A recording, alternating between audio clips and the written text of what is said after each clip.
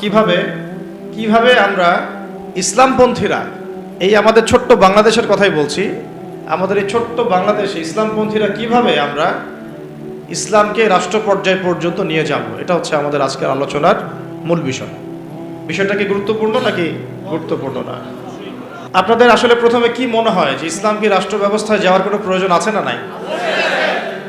এখন আমাকে একটা উত্তর দেন যে এই যে ফজিলতগুলো আপনি বললেন আর এই যে ক্ষতিগুলো আমরা জানলাম, এগুলো কি বিগত 50 বছরে মানুষ জানে নাই?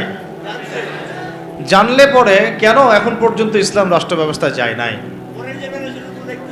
এটা একটা গুরুত্বপূর্ণ প্রশ্ন না? এটা একটা গুরুত্বপূর্ণ প্রশ্ন না? আমরা তো জানি যে আসলে ইসলামী রাষ্ট্র ব্যবস্থা থাকলে এই এই ফজিলত হবে, আর না থাকলে এই বড় বড় ক্ষতিগুলো হবে। এটা জানার পরেও কেন আজ পর্যন্ত আমরা ওই জায়গায় যেতে পারলাম না কেন? কি মনে হয় আপনাদের? আমরা প্রথমে আগে আলোচনা করি যে খুব সংক্ষিপ্ত করে আর কি, ইসলামী রাষ্ট্র ব্যবস্থা এটা বলতে আগে কি বোঝায়, ঠিক আছে? একটা একটা করে পয়েন্ট খুব অল্প করে বলবো, মনোযোগ ধরে রাখতে হবে, আর আশেপাশে অন্য ভাইকে ডিস্টার্ব করবেন না। অল্প সময়, বেশি সময় নিব না ইনশাআল্লাহ আপনাদের সাথে।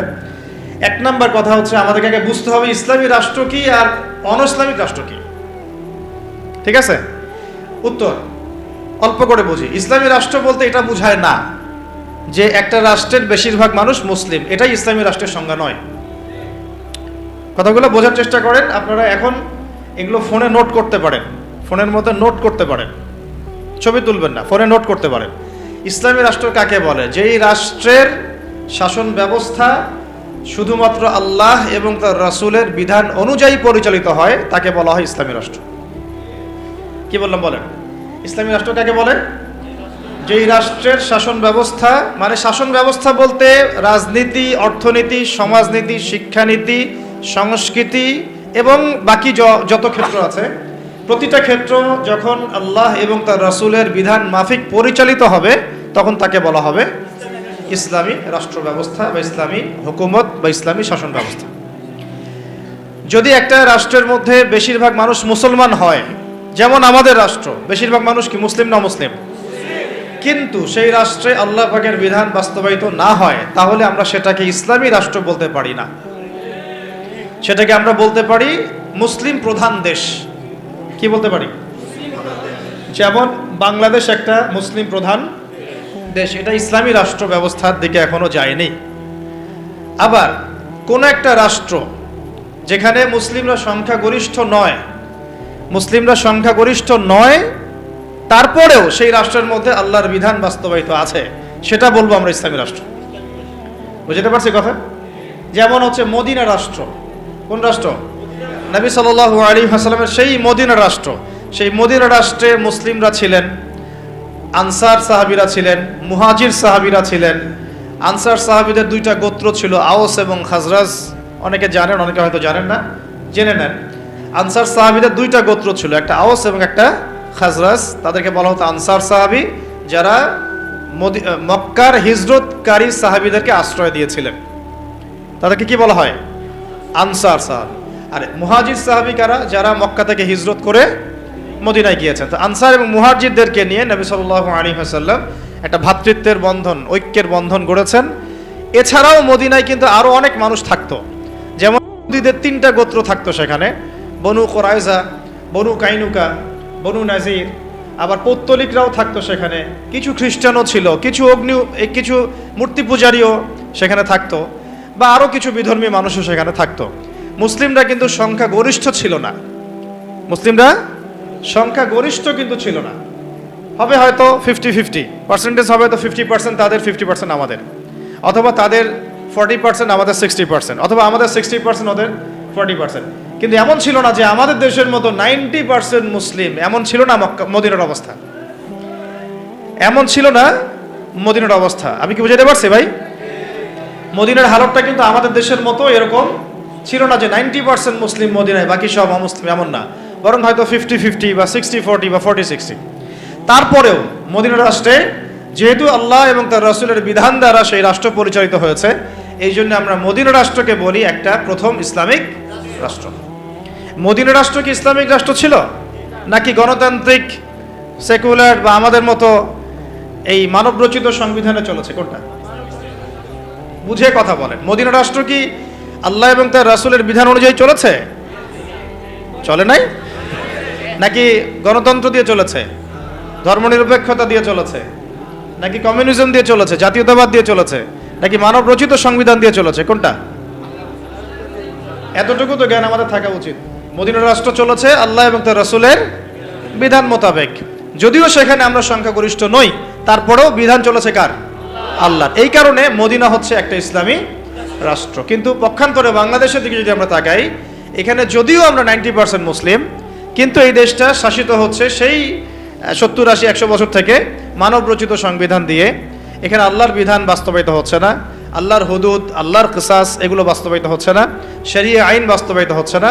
পক্ষান্তরে তথাকথিত গণতন্ত্র, ধর্মনিরপেক্ষতাবাদ, কমিউনিজম, জাতীয়তাবাদ এইসব মতবাদগুলো, পশ্চিমা মতবাদগুলো দিয়ে এই দেশ শাসিত হচ্ছে। এই কারণে আমরা এই দেশে সংখ্যাগরিষ্ঠ মুসলিম হলেও এই রাষ্ট্রটাকে আমরা বলতে পারি না যেটা একটা ইসলামিক রাষ্ট্র। বুঝতে পেরেছি? আচ্ছা, তাহলে পার্থক্য বুঝলাম, সংজ্ঞাও জানলাম। ইসলামী রাষ্ট্র কাকে বলে? বলেন এখন।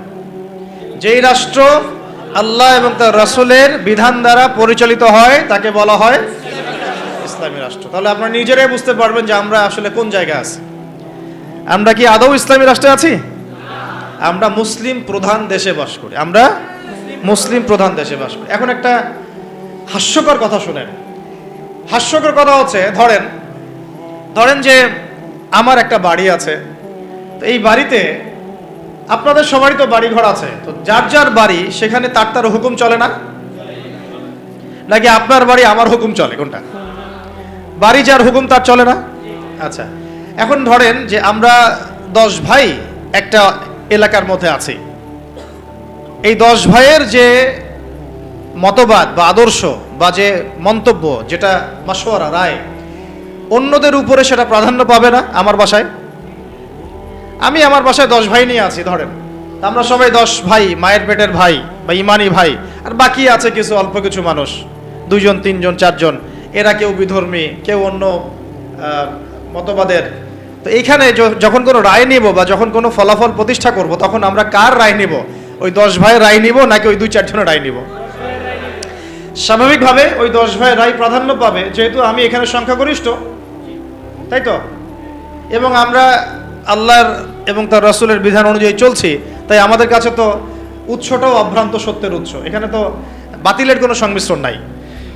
তো এখন বাংলাদেশের 90% মুসলিম থাকার পরেও, 90% মুসলিম থাকার পরেও বাংলাদেশের রাষ্ট্র ব্যবস্থায় কোরআনের বিধান বাস্তবায়িত হয় নাই।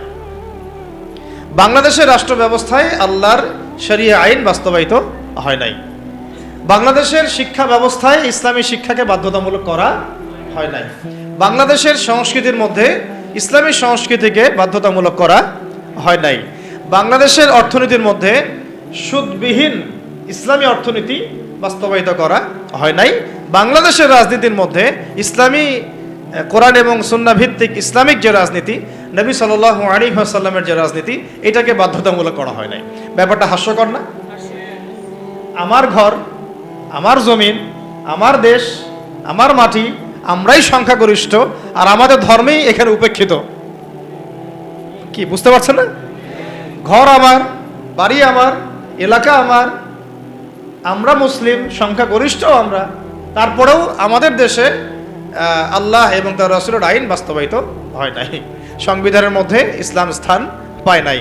রাষ্ট্রধর্ম ইসলাম হবে কিনা ভোটাভুটি করতে হয়, সংবিধানে বিসমিল্লাহ থাকবে কিনা ভোটাভুটি করতে হয়।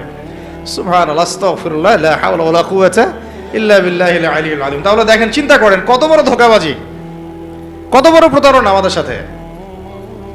90% মুসলিম আমি, তাহলে তো আমার কথা এখানে দাপটের সাথে মানতে হবে নাকি?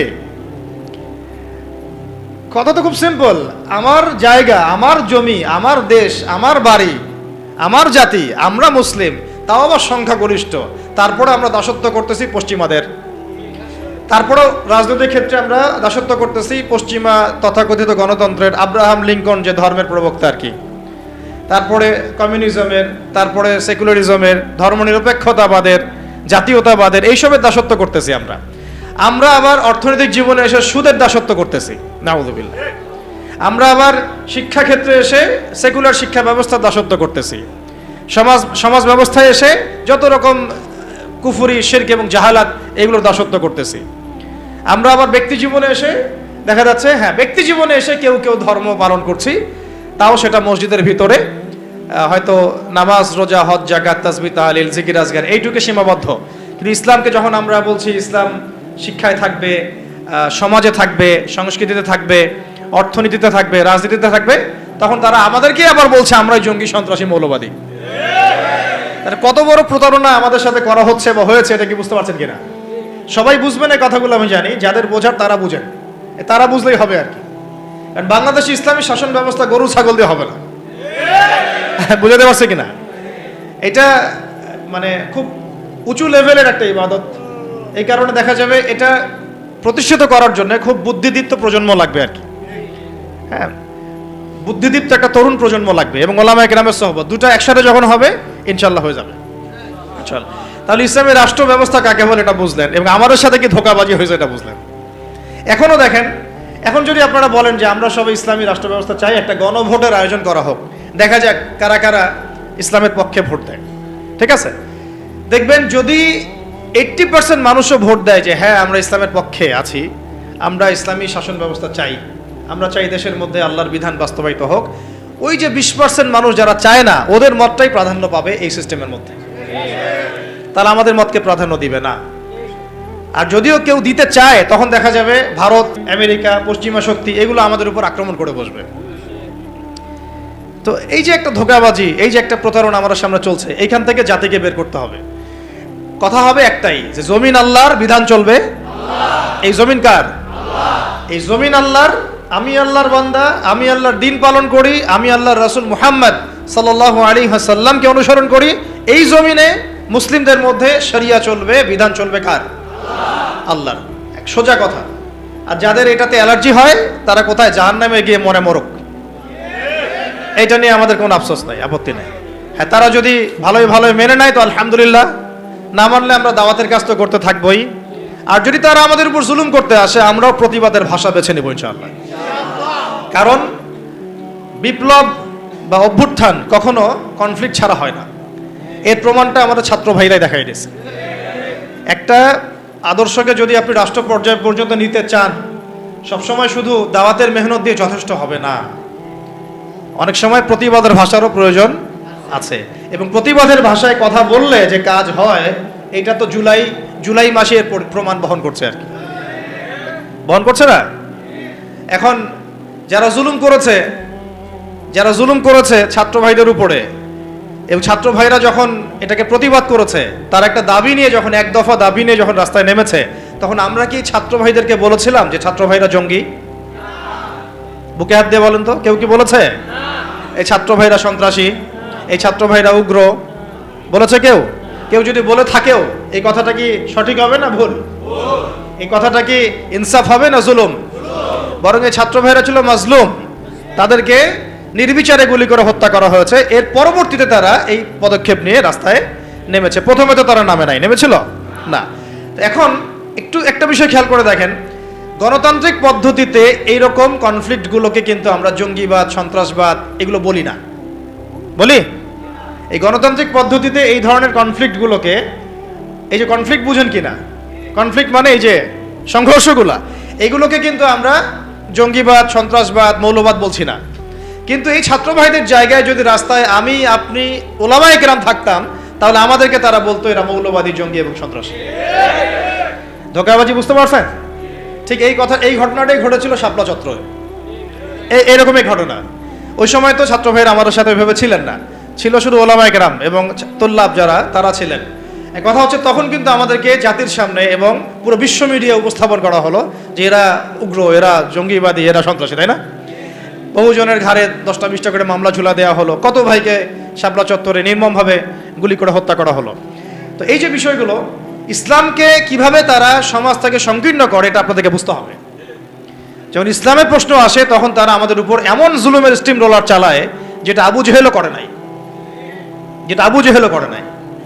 কিন্তু গণতান্ত্রিক পদ্ধতিতে যখন তারা কোনো কনফ্লিক্টে যায়, তখন তারা কিন্তু এটাকে জঙ্গিবাদ, সন্ত্রাসবাদ বলছে না। বরং আমরা বলছি ছাত্র ভাইরা সাহসিকতার পরিচয় দিয়েছেন, এবং তারা ছিলেন এখানে সবচেয়ে হকপন্থী। তারা হকপন্থী ছিলেন না বিপরীত পক্ষ হকপন্থী ছিল। তো এখন হকের তো বিজয় হলো, এটাও তো দেখলাম। আর বিজয়ের সময় কি তারা শুধু দাওয়াত দিয়েছে? যখন তাদেরকে মেরেছে তারা কি বলেছে ভাই আর মারিয়েন না, আল্লাহর রাস্তায় আর মারিয়েন না? নাকি তারাও দুই একটা লাঠি সোটা নিয়ে প্রতিবাদ করেছে? কোনটা? আর এই প্রতিবাদটাই যদি আবু দো আদনান করতে যাইতো তাহলে সমস্যা ছিল। এই প্রতিবাদটাই যদি আমাদের ওলামায়ে কেরাম করতেন তাহলে সমস্যা ছিল। এই প্রতিবাদগুলো যদি আমরা বেশি না ওই যে কুরবানির জবাই করা ছুরিগুলো নিয়ে বের হইতাম তাহলে অবস্থা খারাপ ছিল। অস্ত্র শস্ত্র তো না, এগুলি কি অস্ত্র? তো সবার বাসায় আছে না কুরবানির গরু জবাই করা ছুরি। তারা বের হয়েছে কি নিয়ে? সাউন্ড গ্রেনেড নিয়ে, মেশিন গান নিয়ে, AK-47 নিয়ে শুয়ে শুয়ে গুলি করতেছে আর বলতেছে যে 5টারে মারলাম, 10টারে মারলাম। ভিডিওগুলো দেখেন নাই? তো এর বিপরীতে ছাত্র ভাইরা কি নিয়ে বেরোছে? লাঠি সোটা ইটপাট কেলেই তো। এই তো এমনকি ওই যে আপার অনুসারী যারা ছিল তারা যে অস্ত্রশস্ত্রগুলো নিয়ে শোডাউন করেছিল আর কি, সেগুলো কি ছাত্র ভাইদের কাছে ছিল? ছিল কি? ছিল না। এমনকি মেয়েদেরকেও মার খেতে হয়েছে, তাই না? কথা হচ্ছে এর যদি 10% ওলামায়ে কেরাম কেউ করতো তাহলে সারা দুনিয়া জুড়ে একটা ইস্যু তৈরি করা হতো যে বাংলাদেশ একটা মৌলবাদী রাষ্ট্র হয়ে গেছে। আপনাদেরকে বিশ্বের এই দাজ্জালীয় সভ্যতার এই ষড়যন্ত্রগুলো বুঝতে হবে। দাজ্জালীয় সভ্যতার বৈশ্বিক ষড়যন্ত্রগুলোকে বুঝতে হবে। এই সমস্যাটা শুধু আমাদের আঞ্চলিক সমস্যা না, এটা একটা বৈশ্বিক সমস্যা। যখনই মুসলিমদের উপর জুলুম হয়, মুসলিমরা যদি মার খায়, মার খাওয়া অবস্থাতেও তাদেরকে বলা হয় সন্ত্রাসী জঙ্গি। আর যদি তারা প্রতিবাদের ভাষা বেছে নেয় তাহলে তো সারা বিশ্ব মিডিয়া ফলাও করে প্রচার করে যে এই মুসলিমরা জঙ্গি, সন্ত্রাসী, এরা উগ্রবাদী, এরা রাষ্ট্রে অস্থিতিশীলতা সৃষ্টি করতে চায়, এদেরকে রাষ্ট্র থেকে হটাও, এদেরকে গুম করো, এদেরকে খুন করো, এদেরকে ক্রসফায়ারে দিয়ে দাও। এইভাবেই জুলুম করা হয়েছে আমাদের সাথে বিগত প্রায় 50 বছর থেকে। তাই নামকাও আসতে শুধু মুসলিম রাষ্ট্র না, আমরা চাই একটা পরিপূর্ণ ইসলামী রাষ্ট্র।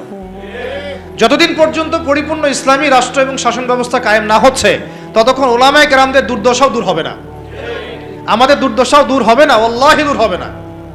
বরং ওরা মসজিদ মাদ্রাসাগুলো পর্যন্ত নিয়ন্ত্রণ করতে থাকবে। নিয়ন্ত্রণ করে নাই তার আগে? এমনকি জুমার খুতবায় চিঠি পাঠিয়ে দেওয়া হতো যে এই যে এই বিষয়ে আলোচনা করবেন, বাকি ডানে বামে যেন কথা না যায়। প্রত্যেকটা মসজিদে DGFI বসে থাকতো, NSI বসে থাকতো, ডিবির লোকজন বসে থাকতো।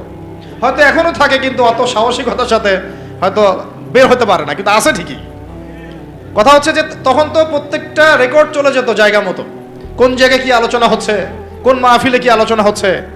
এই জন্য আপনাদেরকে আমি বলতাম, এখনো বলি যে মোবাইল ফোনের এই যে মানুষকে প্রচার করার, জানান দেওয়ার যে একটা অপসংস্কৃতি, এখান থেকে বের হন। কিছু কাজ গোপনে করতে শিখেন। তারা গোপনে গোপনে এইভাবে দায়ীদের, আলেমদের নাম লিস্ট করে গোপনে গোপনে উঠাই ফেলতো। কাউকে গুম করার সময় তারা কি বলতো লাইভে এসে অমুককে আজকে গুম করব? বলতো কখনো? তাহলে আমরা তো দেখা যায় এমন একটা অবস্থা, কোথাও ওয়াজ করতে গেলে আজকে ওয়াজ করে আসলাম 1.5 ঘন্টা, আল্লাহ যেন কাজে বরকত দান করেন, জানাইতেই হবে মানুষকে। আমার জানানোর পর্যন্ত আমার ইবাদত মনে কবুল হচ্ছে না। এই যে একটা সাইকোলজিক্যাল ডিসঅর্ডার, আমি বলি এটা সাইকোলজিক্যাল ডিসঅর্ডার। মানে আমাদেরকে আরো অনেক স্মার্ট হইতে হবে। এত সহজ না রাষ্ট্র পর্যায় পর্যন্ত ইসলামকে নিয়ে যাওয়া।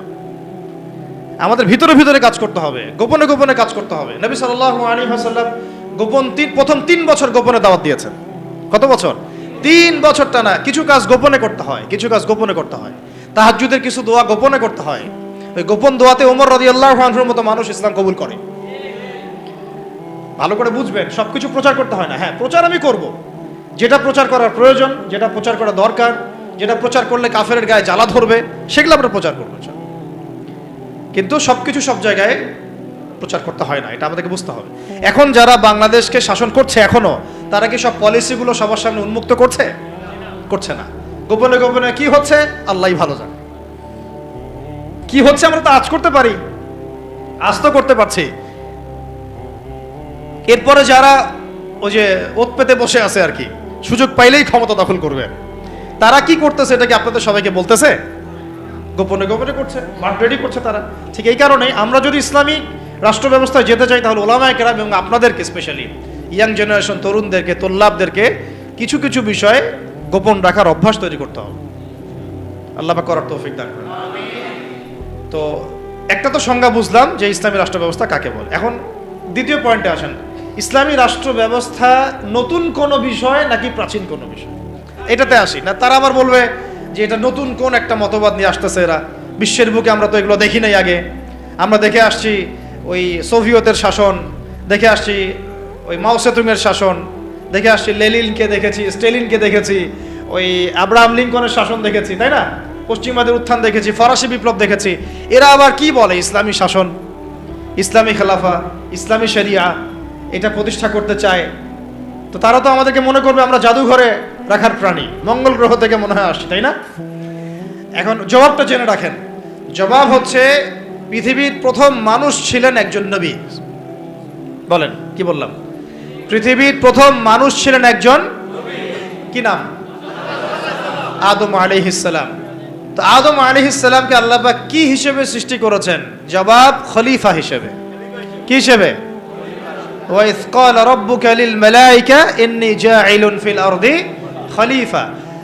স্মরণ করুন হে নবী সেই সময়ের কথা যখন আমি ফেরেশতাদেরকে বলেছিলাম যে আমি পৃথিবীতে আমার খলিফা পাঠাতে চাই। সুবহানাল্লাহ। আমরা দুনিয়াতে কার খলিফা?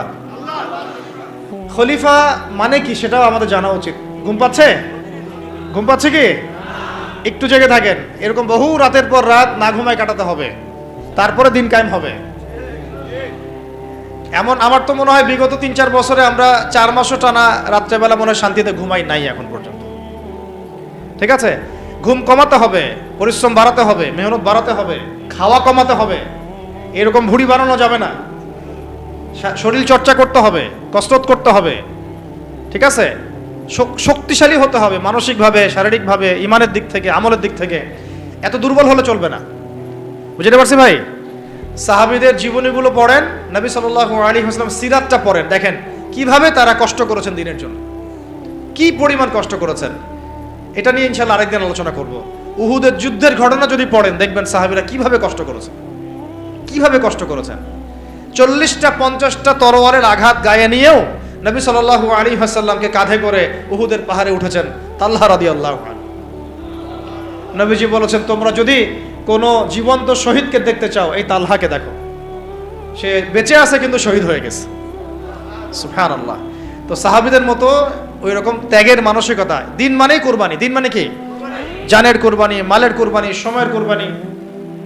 একদিন 1 ঘন্টা 2 ঘন্টা বসে থাকলে মানুষের মনে হয় যে বাপরে বাপ কি করে ফেললাম। আমরা এমনও গিয়েছে যে একজন ওস্তাদের সাথে সাক্ষাৎ করার জন্য সারাদিন বসে আছে, ওস্তাদ ব্যস্ত, বের হতে পারছেন না রুম থেকে, একজনের পর একজন, একজনের পর একজন আসছেন। অনেকে তো এমন হয়েছে, আপনার এসো আরবি শিখি কিতাব পড়েছেন না আবু তাহের মেজবা শাইখের? অনেকে তার সাথে দেখা করতে যায়, সিরিয়াল না পেয়ে বাসা চলে আসে। তিনি এত ব্যস্ত কাজে, উম্মার ফিকির এত বেশি ব্যস্ত কাজ করছেন, তার খাদেম গিয়ে তাকে বলারও সাহস পান না যে একজন দেখা করতে আসছেন আপনার সাথে।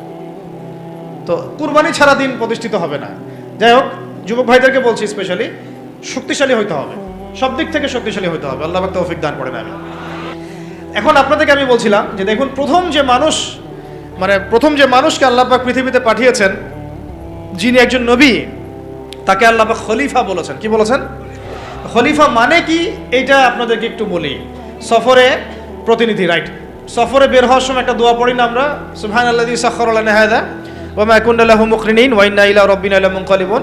এই দোয়াটার একটা অংশ আছে, আল্লাহুম্মা আনতা সাহিবু ফিস সাফারি, আল্লাহ এই সফরে তুমি আমার সাথী, আমার সাহেব, ওয়াল খলিফাতু ফিল আহলি ওয়া মালি, আর আল্লাহ তুমি আমার পরিবারের মানে আহলের এবং মালের খলিফা। সুবহানাল্লাহ।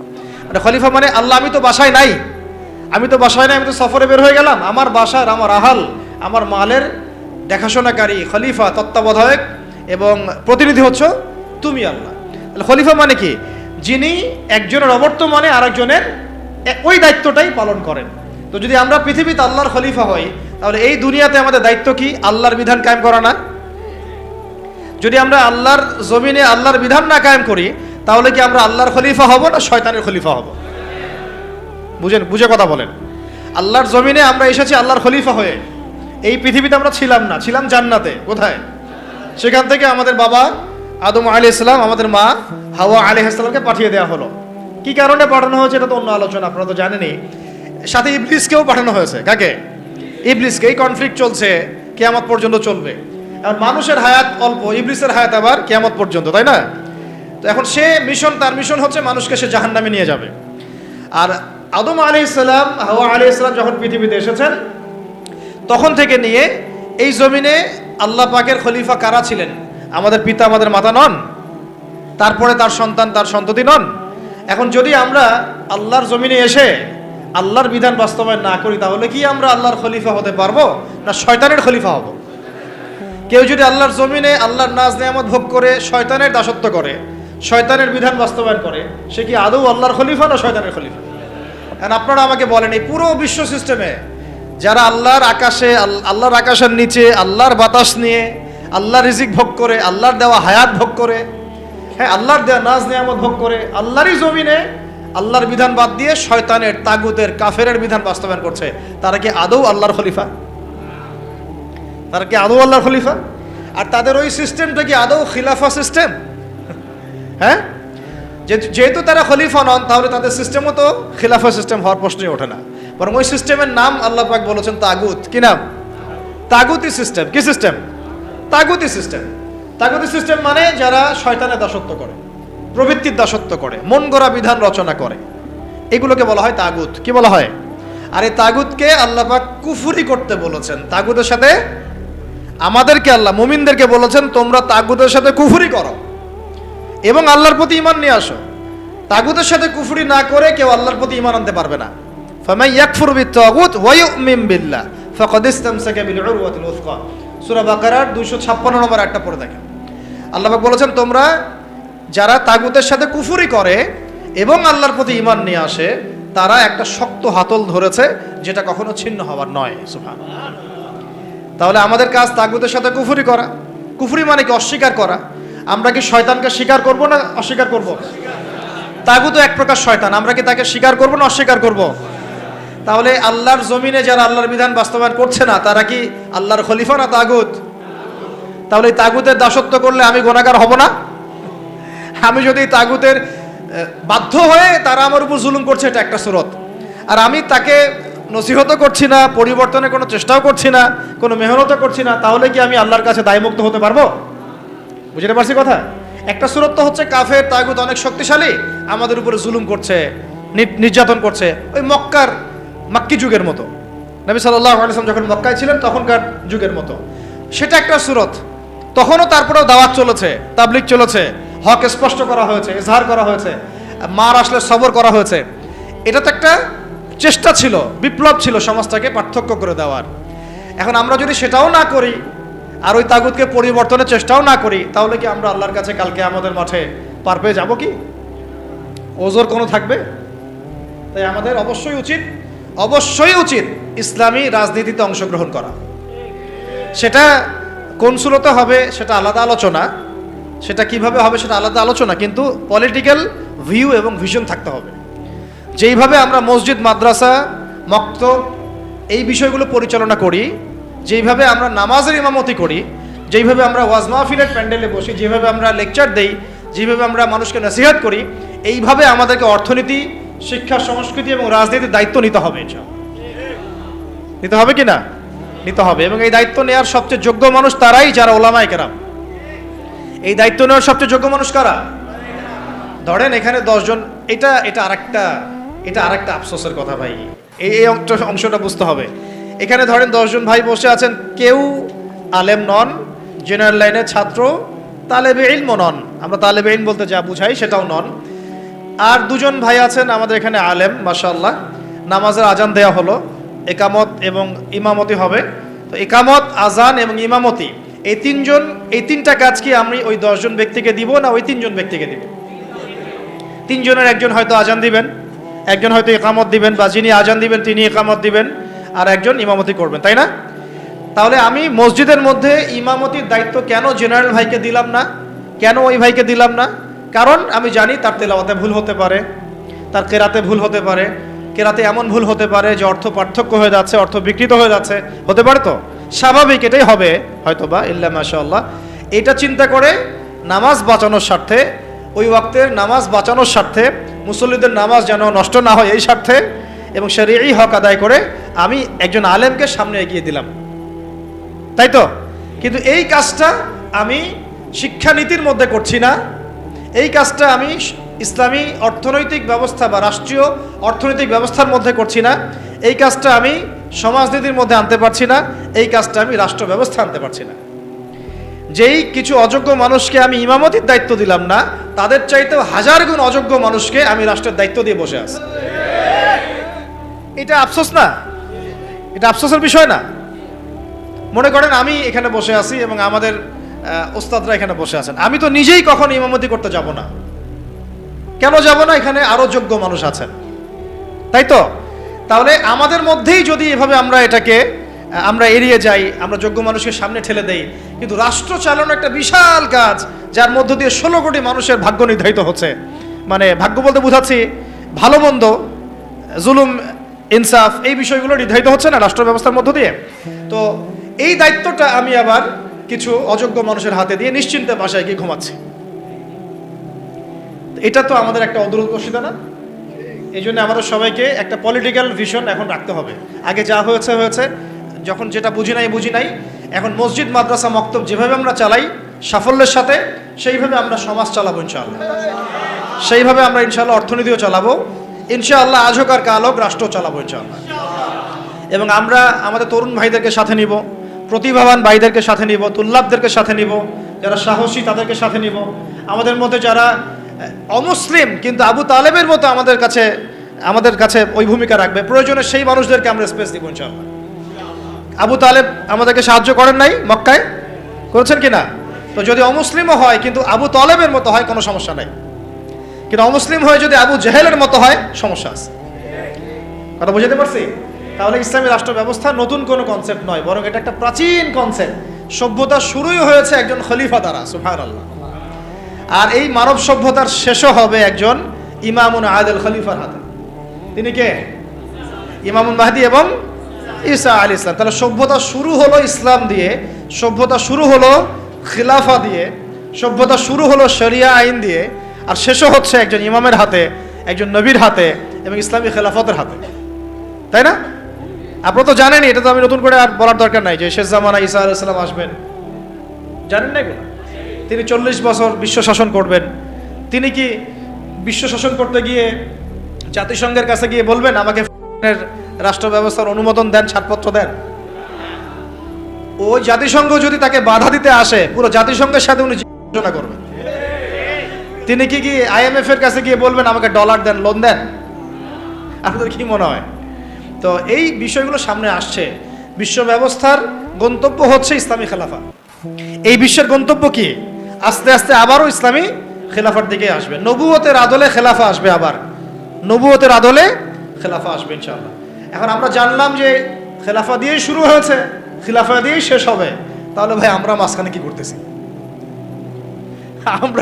আমরা মাঝখানে আসলে কি করতেছি? তাহলে আমাদের এই পলিটিশিয়ানদেরকে কে বুঝাবে বলেন? কার এই ক্ষমতা আছে তাদেরকে বুঝায়? কিছু বিষয় আছে, কিছু মানুষ বুঝতে চায়, আর কিছু মানুষ তো বোঝার কোশিশও করে না। কিছু আছে অবুঝ, যাদেরকে বুঝানো যায়, আর কিছু না বুঝ, যতই বুঝান বুঝবে না। এটা কি বলা হয়? এটাকে বলা হয় না বুঝ, কখনোই বুঝবে না। সুম্মুন বুকমুন উমিয়ুন ফাহুম লা ইয়ারজিউন, এরকম আর কি। এর কথা হচ্ছে দাওয়াত তো দিতে হবে আমাদেরকে, বুঝুক আর না বুঝুক আমরা কি করব? দাওয়াত দিব। নবী সাল্লাল্লাহু আলাইহি ওয়াসাল্লাম আবু জেহেল, আবু লাহাবদেরকে দাওয়াত দিয়েছেন না? উতবা সাইবাদেরকে দাওয়াত দিয়েছেন না? তারা কেউ মেনেছে, কেউ মানে নাই। ওমর রাদিয়াল্লাহু আনহু দাওয়াত কবুল করেছেন, হামজা রাদিয়াল্লাহু আনহু দাওয়াত কবুল করেছেন, খালিদ বিন ওয়ালিদ দাওয়াত কবুল করেছেন। কিন্তু দেখা গেছে আবু জেহেল, আবু লাহাব, উতবা সাইবা, আশনাক বিন শারিকেরা দাওয়াত কবুল করে নাই। কিন্তু আমাদের দাওয়াতটা সব মহলেই প্রচার করতে হবে। আল্লাহ পাক আমাদেরকে বোঝার তৌফিক দান করেন। শুধু পলিটিশিয়ান না, বরং প্রশাসনে যারা আছি আমরা, প্রশাসনে যারা আছেন, গোয়েন্দা সংস্থা যারা আছে, যারা আপনার বুদ্ধিজীবী বলে দাবি করেন নিজেদেরকে, যারা শিক্ষক আছেন, যারা গার্মেন্টস সেক্টরে আছেন, ছাত্র ভাইরা, আওয়ামরা, নারীরা, সবার মধ্যেই দাওয়াতটা দিতে হবে। শুধুমাত্র আমাদের দাড়ি টুপিওয়ালা মানুষদের মধ্যেই দাওয়াতটাকে সীমাবদ্ধ রাখলে কিন্তু চলবে না, কারণ তারাও সমাজের একটা বড় অংশ। তাদেরকে বাদ দিয়ে কিন্তু আমরা কাজ করতে পারছি না। আল্লাহ পাক আমাদের সব মহলে দাওয়াতের কাজ করার তৌফিক দান করেন। ধরেন আমাদের সামরিক কোনো প্রশিক্ষণ নাই, আছে? নাই। কিন্তু আমাদের আর্মি অফিসার ভাইদেরকে যদি আমরা দাওয়াত দিয়ে তাওহীদ বুঝাতে পারি, রিসালাত বুঝাতে পারি, আখিরাত জানাতে পারি, আল্লাহ পাকের শরিয়া আইন, ইসলামী রাষ্ট্রের গুরুত্ব, এই তাগুত, এই কুফর, শিরক, নেফাক, এগুলো স্পষ্ট করতে পারি, তো তারাই করবে ইনশাআল্লাহ, তাই না? প্রশিক্ষণ তাদের আছে, তাদের ওই যোগ্যতা আছে, তাদের সেই ম্যাচুরিটি আছে, তাদের বিচক্ষণতা আছে, দেখবেন তারাই আমাদের চেয়ে ভালো যুদ্ধ করতে পারবে। তাহলে যদি আমরা আজ হোক আর কাল হোক, আল্লাহ জানেন ভালো, আমরা জানি না, যদি কোনো কুফার শক্তির সাথে আমাদের কখনো কনফ্লিক্ট হয়, তাহলে সামনে কারা থাকবে? তাদেরকেই তো রাখতে হবে। এই জন্য দাওয়াত তাদেরকেও দিতে হবে অবশ্যই। এই দাওয়াতটা আমাদের একটু ঘাটতি হয়ে গেছে বলে আমি মনে করি। অনেক ওলামায়ে কেরাম একমত হন যে আসলে সব মহলে দাওয়াতটা এইভাবে প্রচার হচ্ছে না। আমরা চিন্তাটা তো এমন থাকা উচিত যে গুম হয়ে গেলেও আমি ওই সেলে বসেও দাওয়াতি কাজ করব, জেলখানায় চলে গেলে ওখানেও আমি দাওয়াতি কাজ করব। এটাও সুন্নাত, এটাও তো সুন্নাত। মানে এভাবে দাওয়াতি কাজ করলে অনেক ফলাফল হয়, ফলাফল আসে। এখন বাংলাদেশে বহু আর্মি অফিসার, মেজর, কর্নেল, র্যাবের অফিসার তওবা করে ফিরে আসতেছে, পুলিশের অফিসার তওবা করে ফিরে আসতেছে, বিজিবির ভাইরা দেখবেন অনেকে মাশাআল্লাহ কঠিন প্র্যাকটিসিং মুসলিম আছে। এই সমস্ত ভাইদের কাছে আমাদেরকে দাওয়াত দিতে হবে। কিসের দাওয়াত দিব? যে ভাই আমরা মুসলিম, দুনিয়াতে একবারই আসছি, আর দ্বিতীয়বার আসতে পারবো না। যতদিন বাঁচতেছি আল্লাহর বিধান মেনে বাঁচবো, আল্লাহর বিধান দ্বারা সমাজ এবং রাষ্ট্র করার চেষ্টা করবো ইনশাআল্লাহ। এবং এটার পথ পদ্ধতি আমাদের সামনে স্পষ্ট আছে। আমাদের কাছে পশ্চিমা মতবাদ থেকে পথ পদ্ধতি নেওয়া লাগবে না। আমাদের কাছে পথ পদ্ধতি একদম স্পষ্ট, রূপরেখা আমাদের কি স্পষ্ট আছে। আমাদের গোপন কোনো এজেন্ডা নাই, আমাদের এজেন্ডা একদম স্পষ্ট। আমাদের সামনে নবী সাল্লাল্লাহু আলাইহি ওয়াসাল্লামের উসওয়াতুল হাসানা আছে এবং তার সিরাত মোবারক আমাদের সামনে আছে। ওইটা ধরে ধরে আমরা পথ চলবো ইনশাআল্লাহ। দেখবেন ইনশাআল্লাহ তাআলা একদিন না একদিন আল্লাহ পাকের জমিনে আল্লাহর দিন কায়েম হবে ইনশাআল্লাহ। আল্লাহ পাক আমাদের সবাইকে ওই কাফেলায় যেন কবুল করেন, আমিন। এখন এটা যে প্রাচীন মতবাদ এটা বুঝলাম তো, এখন আপনারা আমাকে উত্তর দেন দেখি। অনেক তো বলে ফেললাম। এখন নূহ আলাইহিস সালাম কি আল্লাহর খলিফা ছিলেন না? তিনি কি কোনো শয়তানি মতবাদ চালু করেছিলেন? নাউযুবিল্লাহ। ইব্রাহিম আলাইহিস সালাম তিনি কি মানব রচিত আইন চালু করেছিলেন?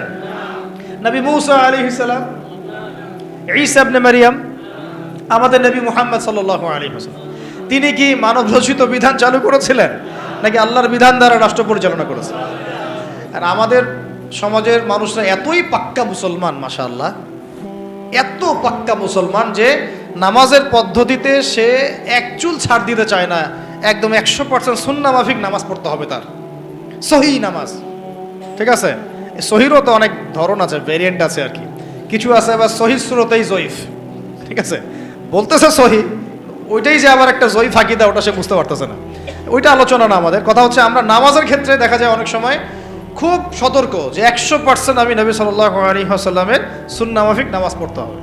কিন্তু সেই নবী মুহাম্মদ সাল্লাল্লাহু আলাইহি ওয়াসাল্লামের সুন্নাহ মোতাবেক শিক্ষা ব্যবস্থা করা যায় না, তারপরে সংস্কৃতি সাজানো যায় না, ওই নবীর সুন্নাহ অনুযায়ী অর্থনীতি সাজানো যায় না, ওই নবীর সুন্নাহ অনুযায়ী রাষ্ট্র সাজানো যায় না, রাজনীতিও করা যায় না। এই যে একটা জাহালাত, দেখেন কত মুসলিম, কত পাক্কা মুসলমান আমরা। আমাদের চেয়ে বড় মুসলমান কি আছে নাকি পৃথিবীতে কোথাও? হ্যাঁ বলেন। যারা ব্যক্তি জীবনে একদম চুল ছেঁড়া সুন্নতের অনুসরণ করতে চায়, নামাজে, রোজায়, হজে, জাকাতে, এমনকি যারা তাগুত, যারা কুফফারদের দাসত্ব করে, যারা ভারতের দালালি করেছে, যারা পশ্চিমাদের দাসত্ব করেছে, এরাও যদি উমরা করতে যায় আমাদের কাছেই মাসালা জিজ্ঞাসা করবে, এই মাসালাটাকে এইভাবে, ওইটাকে এইভাবে, এটা কি এমন করে, সেটা কি এমন করে। ওইখানে সে কোনো ছাড় দিতে রাজি না, বিষয়টা তাই না? কিন্তু সেই ব্যক্তি যখন আবার অফিসে বসছে, চেয়ারে, ব্যাংকের চেয়ারে বসছে, সুদ আর সুদ, সুদ আর সুদ, সুদ আর সুদ। ওই ব্যক্তি যখন সমাজের নেতা, তখন দেখবেন দুনিয়ার সব মানবরচিত বিধান দিয়ে সে সমাজ পরিচালনা করার চেষ্টা করতেছে। ওই ব্যক্তি সাংস্কৃতিক অঙ্গনে দেখেন ভারতীয় সংস্কৃতি, বিজাতীয় সংস্কৃতি, পশ্চিমা সংস্কৃতির দাসত্ব করে। ওই ব্যক্তি আবার দেখেন রাজনীতি করতে গিয়েছে, সব ওই জাতীয়তাবাদ, না হলে ওই গণতন্ত্র, না হলে ওই কি কমিউনিজম, আর ওই যে তথাকথিত একটা আছে ধর্মনিরপেক্ষতাবাদ। 4 ধর্ম মিলেই এক, নাউযুবিল্লাহি মিন যালিক। এগুলো নিয়ে, এই মতবাদগুলো নিয়ে আরেকদিন কথা বলবো ইনশাআল্লাহ। এগুলো প্রত্যেকটা মতবাদের মধ্যেই মারাত্মক রকমের কিছু কিছু কুফর আছে এবং শিরক আছে। আর ডেমোক্রেসি বলতে তারা যেটা বুঝাচ্ছে, আর প্রকৃত ডেমোক্রেসি আসলে এমন নয়। তারা যেটা চর্চা করছে এটা হচ্ছে একটা তথাকথিত গণতন্ত্র, এটা প্রকৃত গণতন্ত্র নয়। যদি আপনি প্রকৃত গণতন্ত্রের উদাহরণ নিতে চান, যে জনগণের উপর ন্যায় বিচার করা হবে, তাদের অধিকার নিশ্চিত করা হবে, তাহলে সবচেয়ে জাজল্যমান দৃষ্টান্ত হচ্ছে মদিনা রাষ্ট্র, নবী সাল্লাল্লাহু আলাইহি ওয়াসাল্লামের মদিনা রাষ্ট্র। ওখানে কি জনগণের উপর জুলুম হয়েছে? জনগণ মত প্রকাশ করে নাই, মত প্রকাশে স্বাধীন ছিল না। এমনকি উমর রাদিয়াল্লাহু আনহুর মতো মানুষ দাঁড়িয়ে খুতবা দিচ্ছেন, একজন মিম্বরের সামন থেকে বলে বসলেন যে আপনার গায়ে 2টা জামা কেন, আমাদের গায়ে একটা জামা। আপনি আগে অ্যান্সার দেন, জবাব দেন যে আপনার গায়ে দুইটা জামা কিভাবে আসলো, তারপরে খুতবা শুরু করেন, তারপরে খুতবা শুনবো। এইরকম কি আমাদের রাষ্ট্রের মধ্যে সম্ভব? গণতন্ত্র যদি বলতে চান তাহলে ওমর রাদিয়াল্লাহু আনহুর এই স্টেটমেন্ট শুনেন। তিনি বলেছিলেন যে ইরাকের ফোরাত নদীর তীরেও যদি কোনো ছাগলের বাচ্চা যদি না খেয়ে মারা যায়, আমি ওমর ভয় করি যে আল্লাহ পাক কিয়ামতের দিন আমাকে জবাবদিহি করাবে।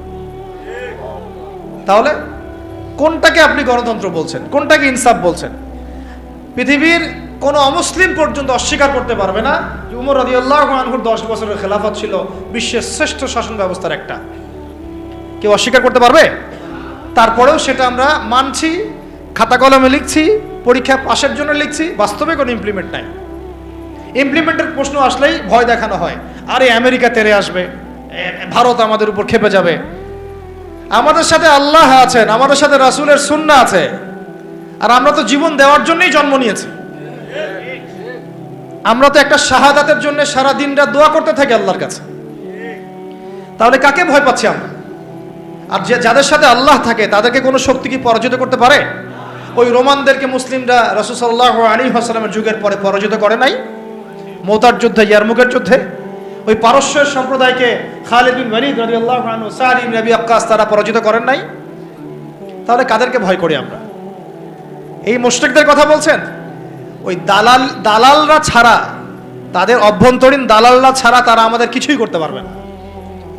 অভ্যন্তরীণ দালালরা ছাড়া তারা আমাদের কিছুই করতে পারবে না। আমাদের দুশ্চিন্তার জায়গা কাফেরদের না, আমাদের দুশ্চিন্তার জায়গা হচ্ছে মুনাফিকরা।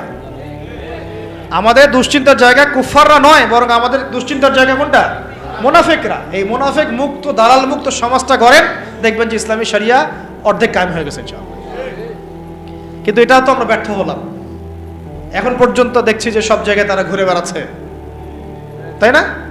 সবার আগে উচিত ছিল এই কিসাসগুলো বাস্তবায়ন করা। তো কিসাস শব্দই তো মানুষ শুনে নাই, বুঝে না, জানে না।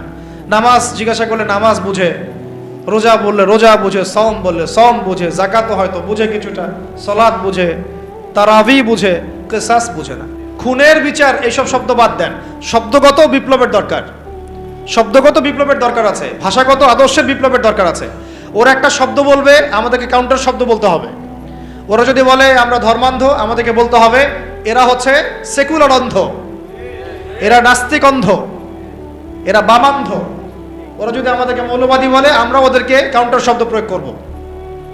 ওরা আমাদেরকে বলে কি বলে, আর কি কি শব্দ বলে বলেন? হ্যাঁ, জঙ্গি টঙ্গি বলে, আমরা বলবো এরা দালাল। এরা কি? এরা দালাল। ওরা যদি কাউকে জঙ্গি বলে, আমরা বলবো সে মুজাহিদ। সে কি?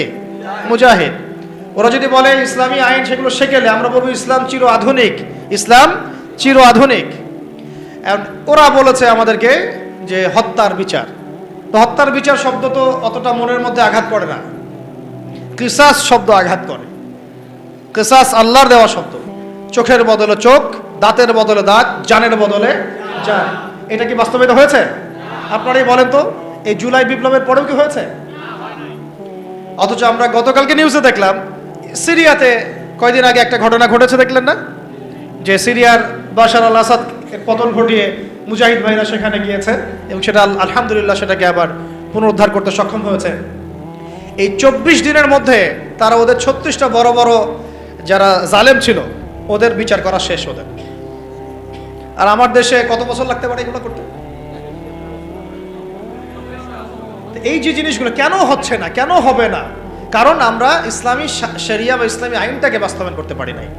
ইসলামী শরিয়া আইন থাকলে এটা ইনস্ট্যান্ট ব্যাপার ছিল, ইনস্ট্যান্ট। দেন কেসাস, খুন করেছো ধরে নিয়ে আসা হবে, তার পরিবারকে আনা হবে, আর হত্যাকারীকে আনা হবে, পরিবারকে জিজ্ঞাসা করা হবে তোমার ওই সন্তানকে অমুক হত্যা করেছে, সাক্ষী আছে, প্রমাণ আছে, সব আমাদের কাছে দলিল প্রমাণ মওজুদ। তুমি কি তাকে মাফ করতে চাও? তুমি কি তাকে মাফ করে মুক্তিপণ নিতে চাও, না তার কেসাস চাও? দুটো অপশন দেওয়া হবে। যদি পরিবার বলে যে আমি মুক্তিপণ চাই, আমাকে 100 উটের মূল্য দিলে হবে বা এটা, তাহলে ওই ব্যক্তির বেঁচে থাকার সুযোগ আছে, ও ছাড়া পেয়ে গেল। যে খুন করেছে সে মাফ পেয়ে গেল, কারণ পরিবার তাকে মাফ করে দিয়েছে। অনেক ঘটনা এমনও ঘটেছে যে হ্যাঁ আমি তাকে মাফ করব যদি সে কোরআনে হাফেজ হয়, তাহলে জেলখানায় গিয়েছে, পুরো কোরআন হিফজ করেছে, তারপর সে ছাড়া পেয়েছে। এমন ঘটনা ঘটেছে ইসলামী শরিয়ার মধ্যে। আর যদি সে বলে না আমি আমার ছেলের বিচার চাই, কেসাস চাই, যেভাবে আমার ছেলেকে হত্যা করা হয়েছে ঠিক সেইভাবে আমি তার কেসাস চাই, ওইভাবেই ইসলামী আদালত তার কেসাস বাস্তবায়ন করবে। একেবারে কোর্ট মার্শাল শেষ, এত সময় লাগে না। চুরি করেছে প্রমাণিত হলে জুমার নামাজ শেষ, চোরদেরকে সামনে রাখা হবে, চোখ বন্ধ করে চোখ বেঁধে ফেলা হবে, হাত রাখা হবে, বাকি যারা ল বাস্তবায়ন করবেন তারা থাকবেন, উপস্থিত কিছু জনতাও থাকবে। ইনস্ট্যান্ট কবজি পর্যন্ত হাত কেটে ফেলা হবে, চোরের বিধান শেষ। জনগণ দেখলো চুরি করলে এই বিধান, আরও কি চুরি বাড়বে না কমবে? নিশ্চয়ই বাড়বে। কি মনে হয় আপনাদের? জেনা করেছে, যেটা জেনা একদম কমন আমাদের সমাজে, জেনা রন্ধ্রে রন্ধ্রে ঢুকে দেওয়া হয়েছে। কি স্কুলে, কি কলেজে, কি ইউনিভার্সিটিতে খালি জেনা আর জেনা। এটার শাস্তি 100 বেত্রাঘাত, তাও জনসমক্ষে। প্রমাণিত হয় অবিবাহিত 100 বেত্রাঘাত জনসমক্ষে। আর যদি বিবাহিত হয়, এই যে পরকিয়া, দেবর ভাবি, শালিদুলা ভাই চলতেছে না এগুলা, বেশি বলেন, প্রচুর প্রচুর আশঙ্কাজনক। এগুলোর বিচার হচ্ছে কোমর পর্যন্ত মাটিতে পুঁতে রজম করা, পাথর নিক্ষেপ করে হত্যা করা। আল্লাহর নবী সাল্লাল্লাহু আলাইহি ওয়াসাল্লাম নিজে এগুলো করেছেন, নিজে। তো এই সুন্নাহগুলো কোথায়? জাদুঘরে থাকবে? যদি ইসলামী রাষ্ট্র ব্যবস্থায় শরিয়া পর্যন্ত আমরা যেতে না পারি, এগুলোর বাস্তবায়ন কখনোই হবে না, কখনোই হবে না। এগুলো কোরআনেই থাকবে, হাদিসেই থাকবে, পাতার মধ্যে পড়েই থাকবে, আমরা বাস্তবায়ন করতে পারবো না। আর বাস্তবায়িত না হলে সমাজ কখনোই পাপমুক্ত এবং জুলুম মুক্ত হবে না কখনো।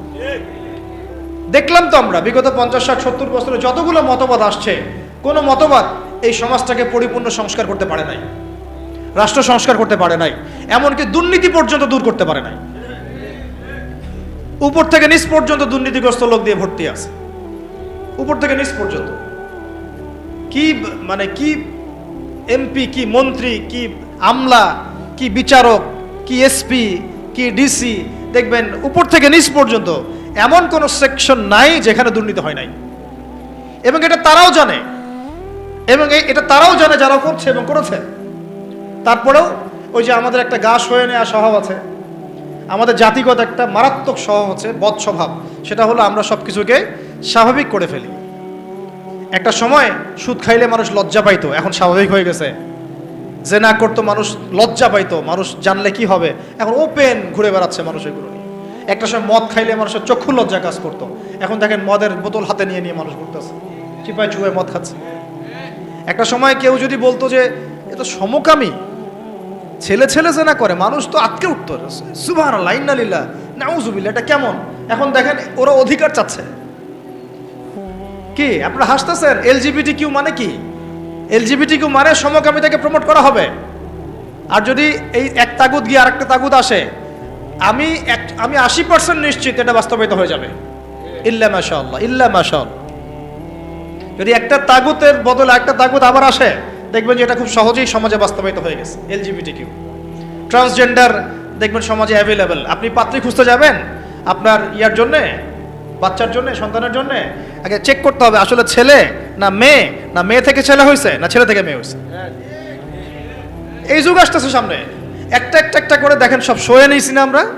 এইভাবে আমরা কিন্তু তাগুতের বিধানগুলো সয়ে নিছি। একটা জাগরণ দরকার আমাদের মধ্যে, এবং এই জাগরণটা আমি আশা করি, স্বপ্ন দেখি যে সাদা দাড়িওয়ালাদেরকে দিয়ে না হলেও কালো দাড়িওয়ালাদেরকে দিয়ে হবে ইনশাআল্লাহ। পারা যাবেন ইনশাআল্লাহ। অনেক পড়াশোনা করতে হবে, অনেক পড়াশোনা করতে হবে, সবর করতে হবে, ধৈর্য ধরতে হবে, দাওয়াতের মেহনত করতে হবে, ওলামায়ে কেরামের সোহবতে থাকতে হবে, তাদের কাছে দোয়া নিতে হবে। একদম একটা দুটা কাজ না ভাই, বহু কাজ একসাথে যখন হবে ওই পর্যায়ে যাবো ইনশাআল্লাহ। এখন আপনারা বলতে পারেন যে আমরা কেন ভাইদের মতো এইভাবে মাঠে নামি না, বা এইভাবে কেন আমরা ওইখানে গিয়ে রাষ্ট্র ক্ষমতার দিকে মানে সহিংস কোনো পদ্ধতি বেছে কেন নেই না? কারণ নবী সাল্লাল্লাহু আলাইহি ওয়াসাল্লাম আমাদেরকে এইভাবে শিক্ষা দেন নাই। আমাদেরকে প্রথমে শিক্ষা দেওয়া হয়েছে আমরা জনমত গঠন করব। কি করব? জনমত গঠন করব। সবার আগে আমরা জনগণকে বুঝাবো, তাওহীদ চিনাবো, শিরক চিনাবো, কুফর চেনাবো, তারপরে তাগুত চিনাবো, সুন্নাহ চেনাবো, নামাজি বানাবো, দাওয়াতের মেহনত চলবে, আমর বিল মারুফ চলবে, একই সাথে নাহি আনিল মুনকারও চলবে। ইসলামী রাষ্ট্র ব্যবস্থার গুরুত্ব, ফজিলত, না থাকার ক্ষতি সবার সামনে উপস্থাপন করতে হবে। একটা জামাত তৈরি করতে হবে, আমাদের একজন ইমাম লাগবে, আমির লাগবে। এগুলো যখন একত্রিত হবে ইনশাআল্লাহ দেখবেন বাকি কাজ হয়ে গেছে। একটা ঘটনা একটা প্রেক্ষাপটে জন্ম দেয়। কোঠা আন্দোলনের একটা ঘটনা ছিল, একটা ঘটনা, সেটা আজকে দেখেন সার্জিসদেরকে নিয়ে আসছে এই জায়গায়। নিয়ে আসে নাই? একটা ঘটনা একটা নেতৃত্বের জন্ম দেয়, একটা রেভলিউশনের জন্ম দেয়। শাপলা চত্বর ছিল একটা ঘটনা যেটা পারত বাংলাদেশে রাষ্ট্র ক্ষমতা ইসলামকে নিতে, কিন্তু কেন জানি আমরা পারি নাই। হয়তোবা আল্লাহ পাক আরো ভালো কোনো পদ্ধতি আমাদের জন্য রেখেছেন হয়তোবা। তবে কোনো কোনো ঘটনা আমাদের সামনে আল্লাহ পাক ঘটান যেগুলোর মধ্য দিয়ে একটা রেভলিউশন হয়ে যেতে পারে।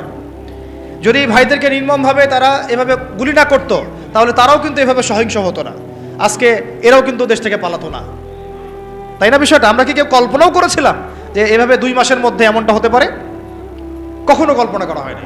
বরং মানুষ তো বলছিল যে এরা কখনো যাবে, এমন তো মনেই হচ্ছে না, তাই না? বিষয়টা 1 মাসের মধ্যে আল্লাহ পাক করে দেখালেন। তাই ইনশাআল্লাহ সামনেও যদি এমন কোনো ঘটনা ঘটে যেই ঘটনা ইসলামপন্থীদের একটা ঐক্যের জন্ম দেয়, একটা লিডারশিপ নিয়ে আসে, একটা জামায়া নিয়ে আসে, একটা ইমারা নিয়ে আসে, আমরা তখন আপনাদেরকে আমাদের পাশে চাই। আর যদি আপনাদেরকে আমরা পাশে না পাই, তাহলে আমরা বুঝবো আপনারা শুধু ওয়াজ শুনেন, এক কান দিয়ে ঢোকান আর এক কান দিয়ে বের করে দেন। এইভাবে এইরকম অডিয়েন্স আমরা চাই না। আমি শুরুতে একটা কথা বলছি, ইসলামী রাষ্ট্র কায়েম করা চারটাখানি কথা না, আর এটা গরু ছাগলদেরকে দিয়ে হবে না। এটার জন্য সাহসী, বুদ্ধিদীপ্ত এবং একটা জজবাওয়ালা তরুণ প্রজন্ম দরকার। আবেগও থাকতে হবে আমাদের। অনেকে বলে যেটা আবেগী কথা না, আবেগও থাকতে হবে, কারণ অনেক সময় আবেগ মানুষকে সাহসী ভূমিকা রাখার ব্যাপারে সহায়তা করে। যদি আমরা যদি মাঠে থাকি, মাঠ মানে আবার ফেসবুক না। আপনি 1 মাস ফেসবুক চালায়েন না, একটা পোস্টও দিয়েন না, মানুষ বলবে যে আপনি তো মাঠে নাই, আপনার কাছে হুজুর মাঠে দেখি না। মানে তাদের কাছে মাঠ মানে কি? ফেসবুক। আমি মাঠ মানে বুঝাচ্ছি ময়দান মানে এই রুট লেভেল পর্যন্ত, টপ থেকে রুট লেভেল পর্যন্ত আমাদেরকে থাকতে হবে। মসজিদে, মাদ্রাসায়, মক্তবে, সংগঠনে, অ্যাসোসিয়েশনে, এই মিটিংয়ে, সিম্পোজিয়ামে, তালিমে, দার্সে, সব জায়গায়। এটা মাঠ মানে শুধু ফেসবুক না। কথা বুঝতে পারছি ভাই? তো ইনশাআল্লাহ আমরা যদি এভাবে মাঠে থাকি, আপনারা যদি আমাদের সাথে থাকেন, ইনশাআল্লাহ বাংলাদেশে ইসলামপন্থীদেরকে টক্কর দিয়ে কারো ক্ষমতা নেই রাষ্ট্র ক্ষমতা যায়। আর আমরা যদি ওই সুযোগটা আরেকবার দেই তাদেরকে, আমরা যদি এই সুযোগটা তাদেরকে আরেকবার করে দেই, একটাকেও বাকি রাখবে না এবার, যদি তারা কেউ আসতে পারে। তাদের এর জায়গায় যদি কোনো বি গভর্নমেন্টও আসে, তবুও আমাদের একটাকেও বাকি রাখবে না। তাই কোনো স্পেস তাদেরকে দেওয়া যাবে না, সুযোগ নাই। এখন আমাদেরকে ওই জায়গায় যেতে হবে। আল্লাহ পাক আমাদের যাওয়ার তৌফিক দান করেন। এখন লম্বা হয়ে যাচ্ছে, আর 2টা পয়েন্ট বলে আমি শেষ করবো। ধৈর্য আছে কি? আর 3টা পয়েন্ট। একটা হচ্ছে এই রাষ্ট্র ব্যবস্থাটা আমাদের নবীজি করে দিয়ে গেছেন না যান নাই? তাহলে আমাদের সামনে নবী সাল্লাল্লাহু আলাইহি ওয়াসাল্লামের দেয়া পথ পদ্ধতি আছে কি নাই? আছে। এখন আমরা একটু জানি, কয়েকটা পয়েন্ট জানি যে এটার ফজিলত কি কি হতে পারে। আমি কয়েকটা পয়েন্ট বলতেছি। দেখেন, ইসলামী রাষ্ট্র ব্যবস্থা থাকলে আমরা আল্লাহর জমিনে আল্লাহর কোরআনের আইনগুলো বাস্তবায়ন করতে পারবো, 1 নাম্বার, তাই না? আর এটা কত বড় ইবাদত সেটা উলামায়ে কেরামদের কাছ থেকে জেনে নিয়ে, এটা যে কত বড় একটা ইবাদত যে আল্লাহর জমিনে আল্লাহর বিধান চলতেছে, এটার যে সামাজিক ফজিলত এটা বলে শেষ করা যাবে না। 2 নাম্বার, সমাজে আমরা সর্বপ্রথম নামাজ কায়েম করতে পারবো। নামাজ কি কায়েম আছে? ঐচ্ছিক, পড়লে পড়েন, না পড়লে নাই, তাই না? কিন্তু মাস্ক আপনাকে পড়া লাগবে করোনা হইলে, তাই না? বিষয়টা সরকার বলবে মাস্ক পড়তে হবে, না হলে তো জরিমানা। কিন্তু আপনি নামাজ বাধ্যতামূলক মুসলিমদের করা হচ্ছে না। কিন্তু ইসলামী শাসন ব্যবস্থা থাকলে নামাজ বাধ্যতামূলক, মুসলিমদের কথা বলছি, বালেগ যারা নামাজের যোগ্য হয়েছেন। তারপরে পর্দার বিধানটাকে আমরা বাস্তবায়ন করতে পারবো। সমাজে ফিতনা কমে যাবে, জেনা কমে যাবে, ব্যভিচার কমে যাবে, যত রকম এই যে স্টার জলসা, জি বাংলা, পর্নোগ্রাফি, হাবিজাবি যা আছে, এগুলোকে আমরা বন্ধ করে ফেলতে পারবো কি না? তারপরে জাকাত ভিত্তিক অর্থ ব্যবস্থা আমরা চালু করতে পারবো। জাকাত বাধ্যতামূলক রাষ্ট্রের পক্ষ থেকে আদায় করা হবে, সমাজের দরিদ্র মানুষদের কোনো কষ্ট থাকবে না। তারপরে আমরা আরো অনেক কিছু, যেমন আমরা উলামায়ে কেরামদের একটা সিকিউরড লাইফ নিশ্চিত করতে পারবো। যেমন প্রত্যেকটা মসজিদ, প্রত্যেকটা মাদ্রাসা, এগুলোকে রাষ্ট্রীয়করণ এবং এগুলোকে ভাতার ব্যবস্থা করা। তারা যদি পুলিশদেরকে দিতে পারে, র্যাবকে দিতে পারে, ডিজিএফআইকে দিতে পারে, আর্মিদেরকে দিতে পারে, উলামায়ে কেরাম বাদ যাবে কেন? উলামায়ে কেরামদের জন্য কেন কোয়ার্টার থাকবে না? কেন সরকারি গাড়ি থাকবে না? কেন বেতন ভাতা থাকবে না? কেন থাকবে না? থাকা উচিত ছিল কিনা? বরং তারাই তো আমাদেরকে পথ দেখাচ্ছেন, আলোর পথ। তো এই যে বৈষম্য না, এগুলো বৈষম্য। তারপরে আরো দেখেন, প্রাইমারি স্কুলে আমি আমার বাচ্চাকে কোরআন শিক্ষা বাধ্যতামূলক করতে পারবো। পারবো না? এখন কি বাধ্যতামূলক আছে? এটা নিয়ে তো আমার অনেক লেকচার শুনেছেন। অনার্স মাস্টার্স পাসও যদি আপনি কোনো স্টুডেন্টকে ধরেন, 100 জনের মধ্যে দেখা যায় 10 জনও ঠিকমতো কোরআন তেলাওয়াত করতে পারে না। আমরা বলছি এটা ইসলামিক রাষ্ট্র, আমার ইসলামিক রাষ্ট্রের মুসলিমরা কোরআন তেলাওয়াত করতে পারে না, এটা কেমন হলো? তাহলে কোরআনের শিক্ষাটা আমরা বাধ্যতামূলক করতে পারতাম। তারপর শুধু তাই না, হাই স্কুল লেভেলে আমরা আমাদের ভাইদেরকে আরবি ভাষা শেখাতে পারতাম, নাহু সরফ শেখাতে পারতাম, এবং তারাও কোরআনের তর্জমা করার যোগ্যতা অর্জন করত। অনার্স লেভেলে গিয়ে, মাস্টার্সে গিয়ে তারা এমন হতো হাদিসের এবারত পড়তে পারছে, এরাব দিতে পারছে, মাশাআল্লাহ। কেউ হয়তো ইফতা দিয়ে ফেলছে, কেউ হয়তো দাওরা হাদিস দিয়ে ফেলছে। এমনও করা সম্ভব ছিল, এখনো সম্ভব। এটা কি হয়েছে?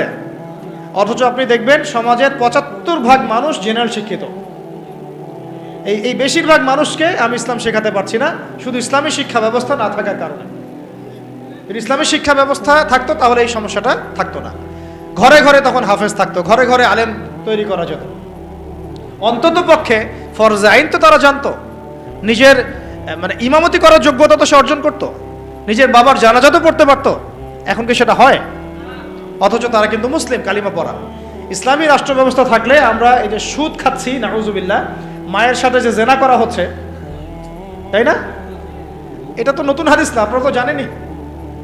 সুদের সবচেয়ে নিচের শাখাটাই তো হচ্ছে মায়ের সাথে কি করা? জেনা করা। সবচেয়ে উঁচু শাখা কি?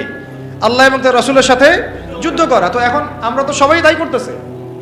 যেহেতু ইসলামী রাষ্ট্র ব্যবস্থা নাই, তাই এখানে সুদভিত্তিক ব্যাংকিং সিস্টেম চলছে। ইসলামী রাষ্ট্র ব্যবস্থা থাকলে আমরা এটাকে কমিয়ে ফেলতে পারতাম। আমরা কৃষিভিত্তিক অর্থনীতি, দুর্নীতিকে কমাতে পারতাম, আমরা যাকাত আদায় করতে পারতাম, আমরা সাদাকা ভিত্তিক অর্থনীতি নিতে পারতাম, ডুয়েল কারেন্সি আনতে পারতাম, আরও অনেক কিছু করতে পারতাম। এটা নিয়ে আলাদা আলোচনা, ইকোনমির আলোচনা অনেক গভীর। এটা আপনি এখন করতে পারবেন না। বরং এই জায়গাগুলোতে যত রকম দুর্নীতি, ঘুষ, সুদ সব ভর্তি হয়ে যাবে। ভালো মানুষ সেজে লাভ হচ্ছে না তো, কারণ আমি এখানে নামাজ পড়ছি, এখান থেকে বের হয়ে গিয়েই সুদ খাচ্ছি। এই জন্যই তো দোয়া কবুল হচ্ছে না, ইবাদতে স্বাদ পাচ্ছি না। আল্লাহ পাক আমাদেরকে সুদমুক্ত জীবনযাপন করার তৌফিক দান করুন। ইসলামী রাষ্ট্র ব্যবস্থা থাকলে পরে এই যে কাদিয়ানিরা আবারও খতমে নবুয়তকে চ্যালেঞ্জ করতে পারতো না, তাই না? আপনারা তো জানেন, কেউ যদি নবী সাল্লাল্লাহু আলাইহি ওয়াসাল্লামকে গালি দেয়, তার স্ত্রীর চরিত্র নিয়ে কথা বলে, আছে না এমন কিছু? তার শাস্তি কি? আলেমদের কাছ থেকে জেনে নিয়েন। একদম একদম কতল। ও যদি তওবাও করে তবুও কতল। তওবা করেছে তবুও শিরচ্ছেদ করতে হবে। এর বাইরে কোনো কি নাই, কোনো দণ্ডই নাই। করতে পারবেন আপনি বাংলাদেশে? এখন পারবেন না, ইসলামী রাষ্ট্র ব্যবস্থা নাই তাই। ইসলামী রাষ্ট্র নাই তাই। বরং যদি আপনি তাদের বিরুদ্ধে কিছু বলেন, বা কেউ যদি এগ্রেসিভ হয়ে নিজের হাতে দায়িত্ব তুলে নিয়ে এই কাজটা করে ফেলে, তাহলে তাকে ওই জেলে ঢুকে রেখে দিবে, যাবজ্জীবন কারাদণ্ড দিয়ে দিবে, ফাঁসি দিয়ে দিবে। অথচ সেই ব্যক্তি একজন বীর পুরুষ, যে নবী সাল্লাল্লাহু আলাইহি ওয়াসাল্লামের শানে কটূক্তিকারীকে হত্যা করেছে। ও আমাদের আগে জান্নাতে যাবে ইনশাআল্লাহ। সে হচ্ছে রাসূলের প্রকৃত আশিকে রাসূল। এটা আমাদের চোখে সে একজন কি অপরাধী, তাই না? এই হলো সেকুলার রাষ্ট্র এবং অনইসলামিক রাষ্ট্রের, ইসলামী রাষ্ট্র না থাকার কুফল এগুলো একটা। তো যাই হোক, এখন আপনারা জানেন শাতেম, এটাকে বলা হয় শাতেমে রাসূল। তো শাতেমে রাসূলের শাস্তি যদি এটা হয়, তাহলে যে নবুয়ত দাবি করতেছে ওর কি শাস্তি? আপনারা বলেন তো কোনটা বড় অপরাধ? দেখি বুদ্ধি কত আপনাদের। কেউ একজন নবী সাল্লাল্লাহু আলাইহি ওয়াসাল্লামকে গালি দিচ্ছে, এটা তো মহাপাপ, বিশাল অপরাধ, হত্যাযোগ্য। আর একজন গালি দেয় নাই, কিন্তু সে নিজেই নিজেকে নবী দাবি করতেছে নবী সাল্লাল্লাহু আলাইহি ওয়াসাল্লামের পরে। বলেন তো, তাহলে এই যে এদেরকে কয়বার ফাঁসি দেওয়া দরকার ছিল? ওরা আমাদের এখানে ব্যবসা করতেছে, ওই যে বললাম, বাথরুমের বদনা থেকে শুরু কইরা আপনার বাসার বেড পর্যন্ত ওদের কোম্পানির। এদেরকে স্পেসটা কে করে দিল? তো নিশ্চয়ই মুসলিম রাষ্ট্রের প্রধান। আর মুসলিম রাষ্ট্রের যারা দায়িত্বশীল ছিল, তাদেরকে রাষ্ট্র ক্ষমতায় উঠিয়েছে কারা? গরু, ছাগল, হাঁস, মুরগি, না আমরাই? নাকি জিনরা উঠাই নিয়ে গেছে ক্ষমতায়? তাহলে এই সমস্ত তাদের কৃতকর্মের সমস্ত পাপের দায়ভারের একটা অংশ আমার কাঁধে আসবে কি না কিয়ামতের মাঠে? বাস দেওয়ার জন্য প্রস্তুতি নেন তাহলে। এখন বাংলাদেশের মানুষের এটা, আমাদের দেশের মানুষের এটা হচ্ছে একটা প্রাপ্য। এই জুলুমগুলো আমাদের প্রাপ্য, কারণ আমরাই জালেমদেরকে উপরে উঠেছি।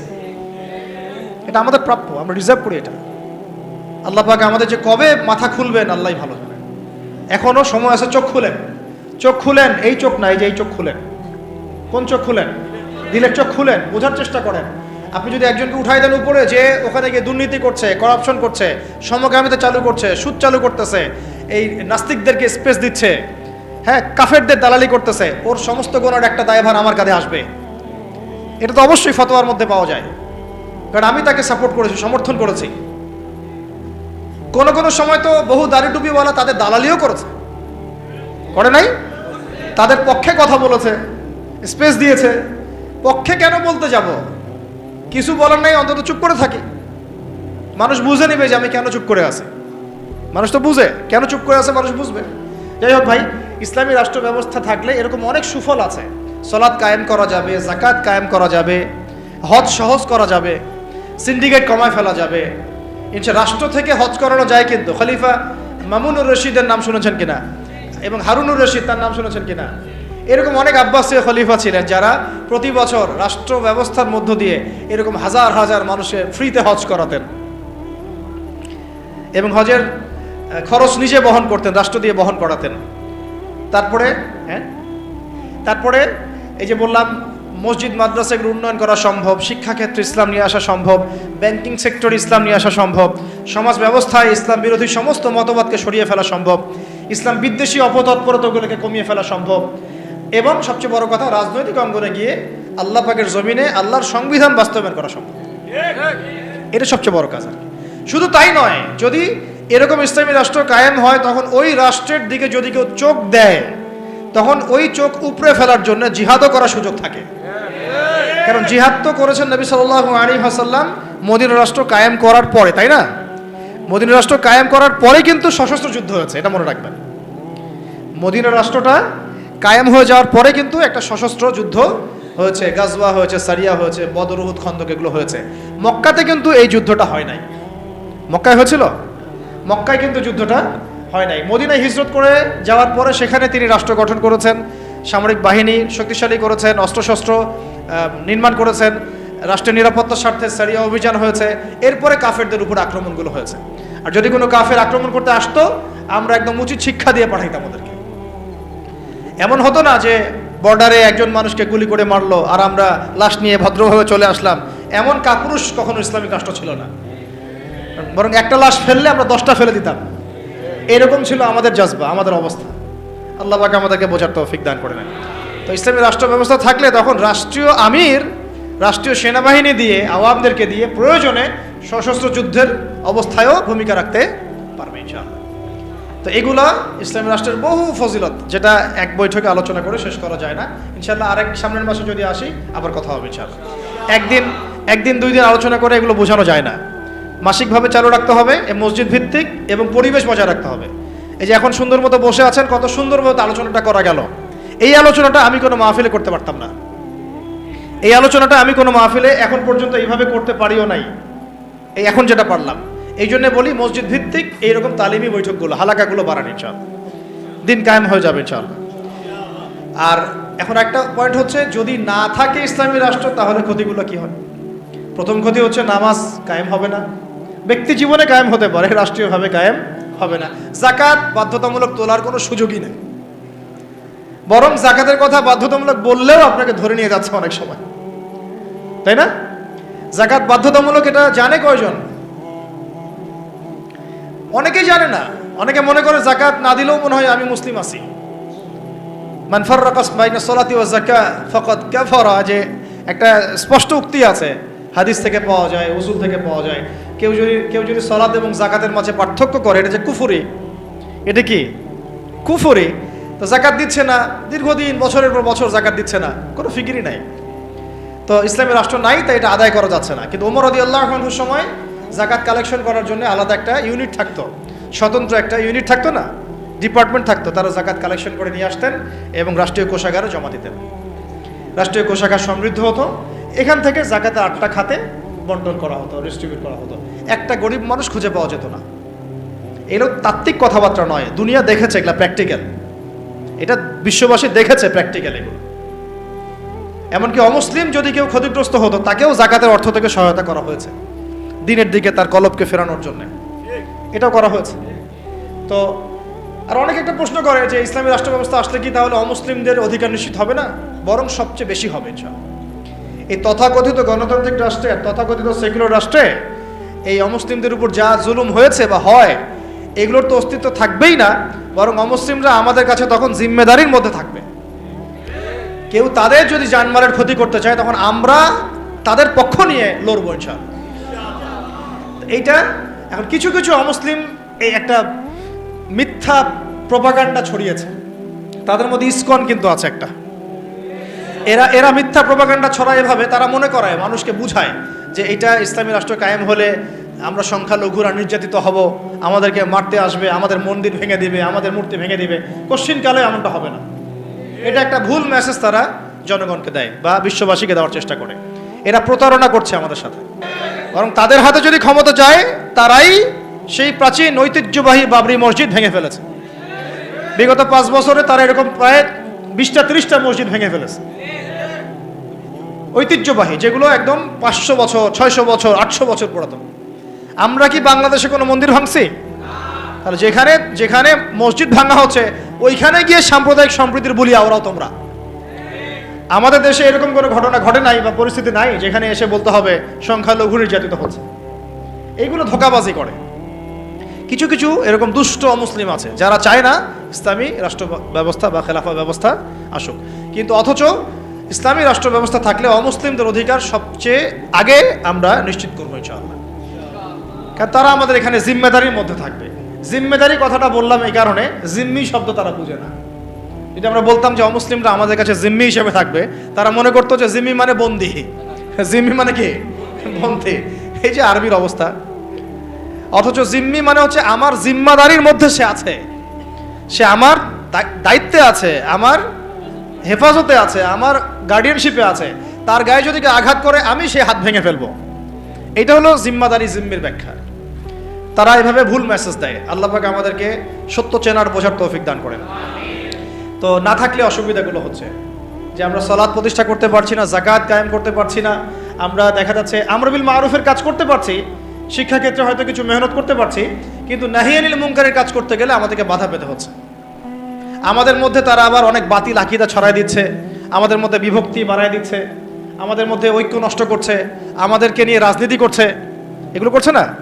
কোনো কোনো ক্ষেত্রে আমাদের ওলামায়ে কেরাম থেকে গুমের শিকার হতে হচ্ছে, জুলুমের শিকার হতে হচ্ছে, জেল হচ্ছে, ফাঁসি হচ্ছে, মামলা মোকদ্দমা হচ্ছে। এরকম বহু ঘটনা ঘটছে শুধুমাত্র ইসলামী রাষ্ট্র ব্যবস্থা না থাকার কারণে। আরও বড় কথা হচ্ছে সুদ দূর করা যাচ্ছে না, ঘুষ দূর করা যাচ্ছে না, দুর্নীতি দূর করা যাচ্ছে না, করাপশন বন্ধ করা যাচ্ছে না। তারপরে এই যে হ্যাঁ আরও তো অনেক প্রবলেম হচ্ছে। জিনা বন্ধ করা যাচ্ছে না, হুদুদগুলো কায়েম করা যাচ্ছে না, ব্যভিচার বন্ধ করা যাচ্ছে না, পর্নোগ্রাফি বন্ধ করা যাচ্ছে না। সমাজের যত মানে জাহালাতের শেকড় আছে, এগুলোকে শেকড় থেকে উপড়ায় ফেলা যাচ্ছে না, শুধু ডালপালা কাটা যাচ্ছে। এই ডালটা কাটা যাচ্ছে, হয়তো এটা কাটা যাচ্ছে, কিন্তু শেকড় থেকেই যাচ্ছে। তো আমরা কি শেকড়টা উপড়ে ফেলা বুদ্ধিমানের কাজ, নাকি ডালপালা ছাটার বুদ্ধিমানের কাজ? শেকড় উপড়ে ফেলতে হলে আমাদেরকে ওই রাষ্ট্র ব্যবস্থার দিকে যেতে হবে, তাহলে ইনশাল্লাহ আমরা গোড়ার থেকে সংস্কার করতে পারবো ইনশাল্লাহ। আর শেষ পয়েন্টটা হচ্ছে আমরা এটা করব কিভাবে। সিরাতের আদলে আমি একবার বলেছি, করার জন্য আমাদের আসলে ব্যক্তিগত পর্যায় থেকে শুরু করে সবার কিছু কাজ আছে। সেই কাজগুলো কি কি? এই কাজগুলো একটু মুখস্থ করেন। 1 নাম্বার হচ্ছে যে আমাদের সবাইকে প্রথমত দিনের শরঈ ইলম অর্জন করতে হবে। দিনের ইলম অর্জন করতে হবে। ইলম ছাড়া আমরা আসলে কিছুই করতে পারবো না। এবং ইলমটা আংশিক ইলম অর্জন করলে চলবে না, একটা পরিপূর্ণ ইলম আমাকে অর্জন করার চেষ্টা করতে হবে। এটা একদিনের বিষয় নয়, লেগে থাকতে হবে, সবর করতে হবে, ধৈর্য ধরতে হবে, আদব বজায় রাখতে হবে, আখলাক ঠিক রাখতে হবে, ওলামায়ে কেরামের সোহবত লাগবে। এই বিষয়গুলো দরকার আছে। তারপরে ইনশাল্লাহ আমরা আলেম না হতে পারলেও তালেবে ইলম হবো ইনশাল্লাহ। সবাইকেই তালেবে ইলম হইতে হবে, 1 নাম্বার। 2 নাম্বার হচ্ছে শুধুমাত্র তাত্ত্বিক কথাবার্তা নয়, বরং আমলে নিজেকে প্রমাণ করতে হবে। আমলটাতে নিজেকে প্রমাণ করতে হবে। আর আমলের ক্ষেত্রে একবারে বেশি বোঝা চাপিয়ে না নিয়ে অল্প অল্প করে আস্তে আস্তে সামনে আগানো। আল্লাহ তৌফিক দান করেন। 3 নাম্বার হচ্ছে রিজিক হালাল করে ফেলতে হবে। হারাম রিজিকের মানুষদেরকে দিয়ে দিন কায়েম সম্ভব হবে না। ঠিক আছে? 3 নাম্বার, যত রকম সুদ ঘুষ আর এই এনজিও টেনজিও যেগুলো আছে, এগুলো থেকে নাম কাটায় ফেলেন, আল্লাহর রাস্তায় নাম কাটায় ফেলেন। 4 নাম্বার হচ্ছে যে আমরা সৎ কাজে আদেশ করি মাশাআল্লাহ, এটা তো আমাদের মধ্যে চালু আছেই, তাবলীগের মেহনত চালু আছে, সব ঠিক আছে। অন্যায় কাজে নিষেধটাকে বাড়াতে হবে, অন্যায় নিষেধটাকে বাড়াতে হবে। সৎ কাজে আদেশের সাথে সাথে অন্যায়ের নিষেধটা বাড়াতে হবে, বরং এটা বেশি জরুরত হয়ে গেছে এখন।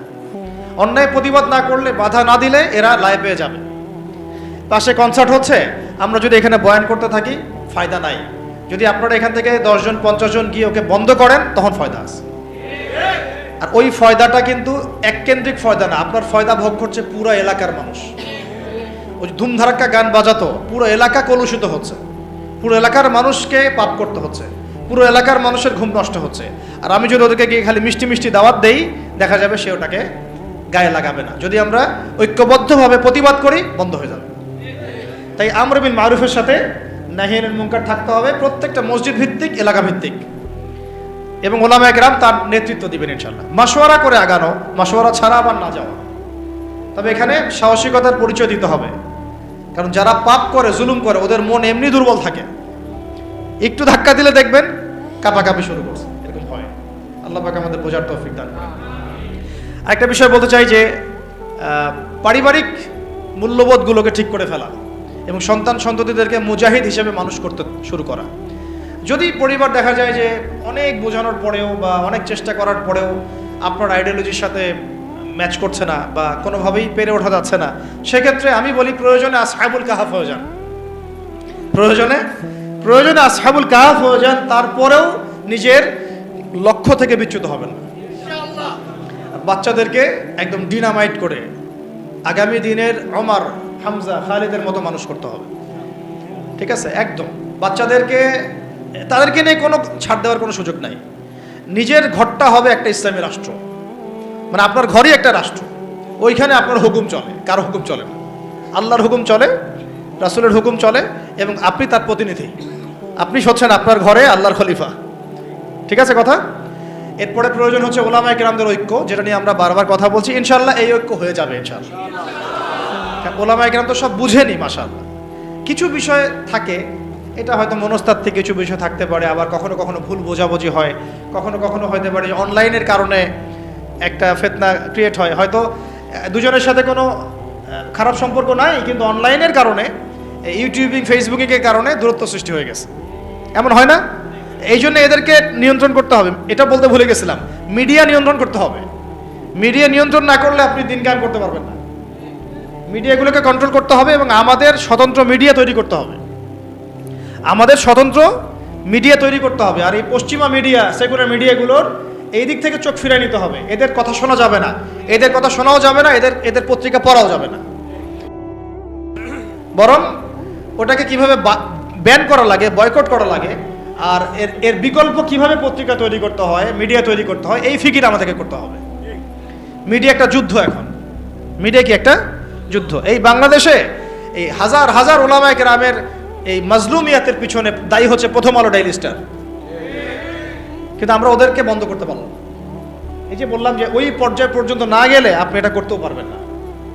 পারবেন একা একা যদি আমি ওখানে গিয়ে মিছিল করি, ওকে বন্ধ হবে? ভাঙচুর করলে দেখবেন ওর প্রতি আবার সিম্পেথি তৈরি হবে। আহারে বেচারাকে এভাবে মাইট দিল, ওর অধিকার নিশ্চিত করার জন্য দেখা যাবে 10 প্লাটুন বিজিবি মোতায়েন করে দিচ্ছে আর কি। তখন আপনি কি করবেন? তো এটা আমাদেরকে ওই পর্যায়ে গিয়ে করতে হবে। আল্লাহ পাক আমাদেরকে করার তৌফিক দান করেন। আর আপাতত আমাদেরকে বিকল্প মিডিয়া তৈরি করতে হবে, এবং ওদের এইসব প্রোপাগান্ডায় কোনোভাবেই কান দেওয়া যাবে না। এইসব সেকুলার মিডিয়াগুলোর প্রোপাগান্ডায় কোনোভাবেই কান দেওয়া যাবে না। ওয়াল্লাহি এরা মিথ্যা কথা বলে, ওয়াল্লাহি এরা মিথ্যা কথা বলে, ওয়াল্লাহি এরা মিথ্যা কথা বলে। এরা মিথ্যাচার করে, ওলামায়ে কেরামের চরিত্র হনন করে। এরা ইসলামকে জঙ্গিবাদের ধর্ম বানাইছে, নাউজুবিল্লাহ। এরা ইসলামকে সন্ত্রাসী হিসেবে উপস্থাপন করছে। এরা বহু মাজলুমের গুমের কারণ, জেলে যাওয়ার কারণ, কেস লড়ার কারণ এই মিডিয়াগুলাই। অতএব এদের থেকে আপনাদেরকে মুখকে ফিরিয়ে নিতে হবে। এটা ইমানের দাবি আমাদের। ঠিক যেমন বললাম যে কাদিয়ানি পণ্য আপনি ব্যবহার করবেন না, কেন করবেন না? এটা আপনার ইমানের দাবি। সে আল্লাহর নবীর পরে নবুয়ত দাবি করেছে, আমি তার উম্মত, আমি তার পণ্য ব্যবহার করতে পারি না। ঠিক একইভাবে এরা ইসলামের বিরুদ্ধাচরণ করছে, ইসলামকে গালি দিচ্ছে, ওলামায়ে কেরামের চরিত্র হনন করছে, আমার দিনকে কটূক্তি করছে। আমি এসব পত্রিকার ধার কাছে যাব না, প্রয়োজনে ওখানে চাকরিও করব না, ওটা বিক্রিও করব না, ওটা দোকানে রাখবও না। এরকম নিয়ত থাকতে হবে কঠোর। দেখবেন আস্তে আস্তে যখন এগুলা ব্যবসা বন্ধ হয়ে যাবে না, লেজ গুড়ে পালা যাবে। ব্যবসা যদি বন্ধ হয়ে যায় না, লেজ গুড়ে ঠিকই পালা যাবে। ব্যবসা করতে পারে বলেই তো আমরা দেখতেছি ওরা আমাদের সমাজের মধ্যে এরকম লাভঝাপ করতেছে। টাকা না থাকলে কিছুই করতে পারতো না। আল্লাহ পাক আমাদের বোঝার তৌফিক দান করেন। কোথায় ছিলাম জানি? আমাদের বাচ্চা থেকে মানুষ করবেন, ঠিক আছে জি হ্যাঁ। ফ্যামিলি হবে এক একটা খিলাফার কেন্দ্রবিন্দু আর কি। আর ওলামায়ে কেরামদের মধ্যে ঐক্য বজায় রাখাটা খুব জরুরি।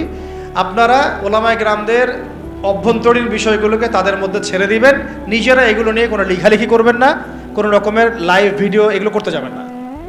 ওলামায়ে কেরাম জানেন কিভাবে কাজ করতে হয়, ঠিক আছে, এবং কিভাবে সামনে আগামী বাংলাদেশকে নেতৃত্ব দেওয়া লাগবে তার রূপরেখা তারা অলরেডি রেডি করেছেন আলহামদুলিল্লাহ। এবং তাদের মধ্যে ইউনিটি এটা চলে আসা, আমি বললাম সময়ের ব্যাপার, একটা ঘটনার ব্যাপার। ইনশাল্লাহ কোনো একটা ঘটনাকে কেন্দ্র করেই দেখবেন যে হয়ে গেছে ইনশাআল্লাহ। আর আরেকটা বিষয় বলি, ঐক্য বলতে আমরা অনেকে বুঝি কি যে একেবারে মনে হয় 10 কোটিকে এক জায়গায় আসতে হবে। ঐক্য কিন্তু এটার নামও নয়। সবার সাথে কিন্তু ঐক্য হবে না। আমাদের ঐক্য দরকার তাওহীদ পন্থীদের, আহলে সুন্নাহ ওয়াল জামাআর আকীদাভুক্ত যারা, তাদের মধ্যে ঐক্য দরকার। বাতিল আকীদার সাথে ঐক্য হবে না কখনো। বাতিল আকীদার সাথে আমরা তো মসজিদেই এক হতে পারি নাই, রাষ্ট্র ব্যবস্থায় এক হবো কিভাবে? বুঝতে পারছেন না কথা? আমরা আহলে সুন্নাহ ওয়াল জামাআর মধ্যে যারা আছি, এই ওলামায়ে মুহাক্কিক ওলামায়ে কেরাম এবং তাদের যে সংগঠন, তাদের যে অ্যাসোসিয়েশনগুলো আছে, এগুলোর মধ্যে ঐক্য হয়ে যাবে ইনশাআল্লাহ। এবং এই ঐক্য যথেষ্ট বাংলাদেশকে শাসন করার জন্য। বাকিদের আমাদের প্রয়োজনও নাই। তারা যদি ভালো ভালো আমাদের সাথে আহলে সুন্নাহ ওয়াল জামাআর আকীদায় আসে এবং আমাদের সাথে কাঁধে কাঁধ মিলিয়ে এই লড়াইয়ে শরিক হয়, তাহলে আলহামদুলিল্লাহ ভালো। যদি তারা নাও আসে, তুচ্ছ তাচ্ছিল্য করে, আমাদেরকে অবজ্ঞাও করে, তবুও কিছুই যায় আসবে না ইনশাআল্লাহ। তা আমাদের জরুরত নাই যে সবাইকেই আমাদেরকে একসাথে নিয়েই তারপরেই আগাইতে হবে, নট নেসেসারি, এবং এটা হবেও না। ঐক্য এভাবে হয় না। ঐক্য হবে হকপন্থী মানুষদের মধ্যে। হকপন্থী মানুষদের মধ্যে যেন বিভক্তি না হয়, এইটা হবে আমাদের একটা উদ্দেশ্য আর কি। আমরা যেন এটাকে না বাড়াই, মানে বিভক্তি আর না বাড়াই। আর আল্লাহর ওয়াস্তে ওলামায়ে কেরামদেরকে আমি আমার পক্ষ থেকে আর কি, আমার জায়গা থেকে বিনয়ের সাথে এটা আর কি মাশওয়ারা বলেন, ছোট ভাই হিসেবে পরামর্শই বলেন, আমরা যদি তাগুতকে, ফ্যাসিস্টদেরকে আরও একবার চান্স দেই, আমি আপনাদেরকে এনশিওর করতেছি না থাকবে আমাদের দেহ আর না থাকবে আমাদের কল্যাণ। অতএব বৃহত্তর স্বার্থে এখন আমাদের সমস্ত ক্ষুদ্রতর স্বার্থগুলা বিসর্জন দেওয়া লাগবে। আল্লাহ পাক আমাদের সবাইকে তৌফিক দান করুন। আর এর সাথে লাগবে আপনাদের এই তরুণ প্রজন্মের একটা সাহসী ঈমানদীপ্ত অবস্থান। আমরা ওলামায়ে কেরামদের সাথে আপনাদেরকে পাশে চাই। আমরা সবাই আমাদের যার যার জান মাল সময় শ্রম দিয়ে আল্লাহর রাস্তার দাওয়াতে থাকবো, আল্লাহর পথে জিহাদে থাকবো ইনশাআল্লাহ। যতদিন পর্যন্ত বাংলাদেশে ইসলামী খেলাফা কায়েম হয় নাই, শরিয়া কায়েম হয় নাই, আমরা ততদিন পর্যন্ত হাল ছাড়বো না ইনশাআল্লাহ। ততদিন পর্যন্ত আমরা কোনো অবস্থাতেই ক্ষান্ত হব না ইনশাআল্লাহ। আর যদি ইনশাআল্লাহ হয়েও যায়, তারপরেও আমাদের কাজ শেষ হয়ে যাবে না, বরং কাজ তখন থেকে শুরু হবে ইনশাআল্লাহ। আল্লাহ পাক আমাদের সবাইকে ওই কাফেলায় শরীক হওয়ার তৌফিক দান করেন, এবং এই মোবারক কাফেলায় আমাকে, আপনাকে, আমার সন্তানকে, আপনার সন্তানকে, আমাদের ওলামায়ে কেরামদেরকে আল্লাহ পাক সুস্থতার সাথে, আফিয়াতের সাথে, নিরাপত্তার সাথে অংশগ্রহণ করার, জুড়ে থাকার, লেগে থাকার তৌফিক দান করেন।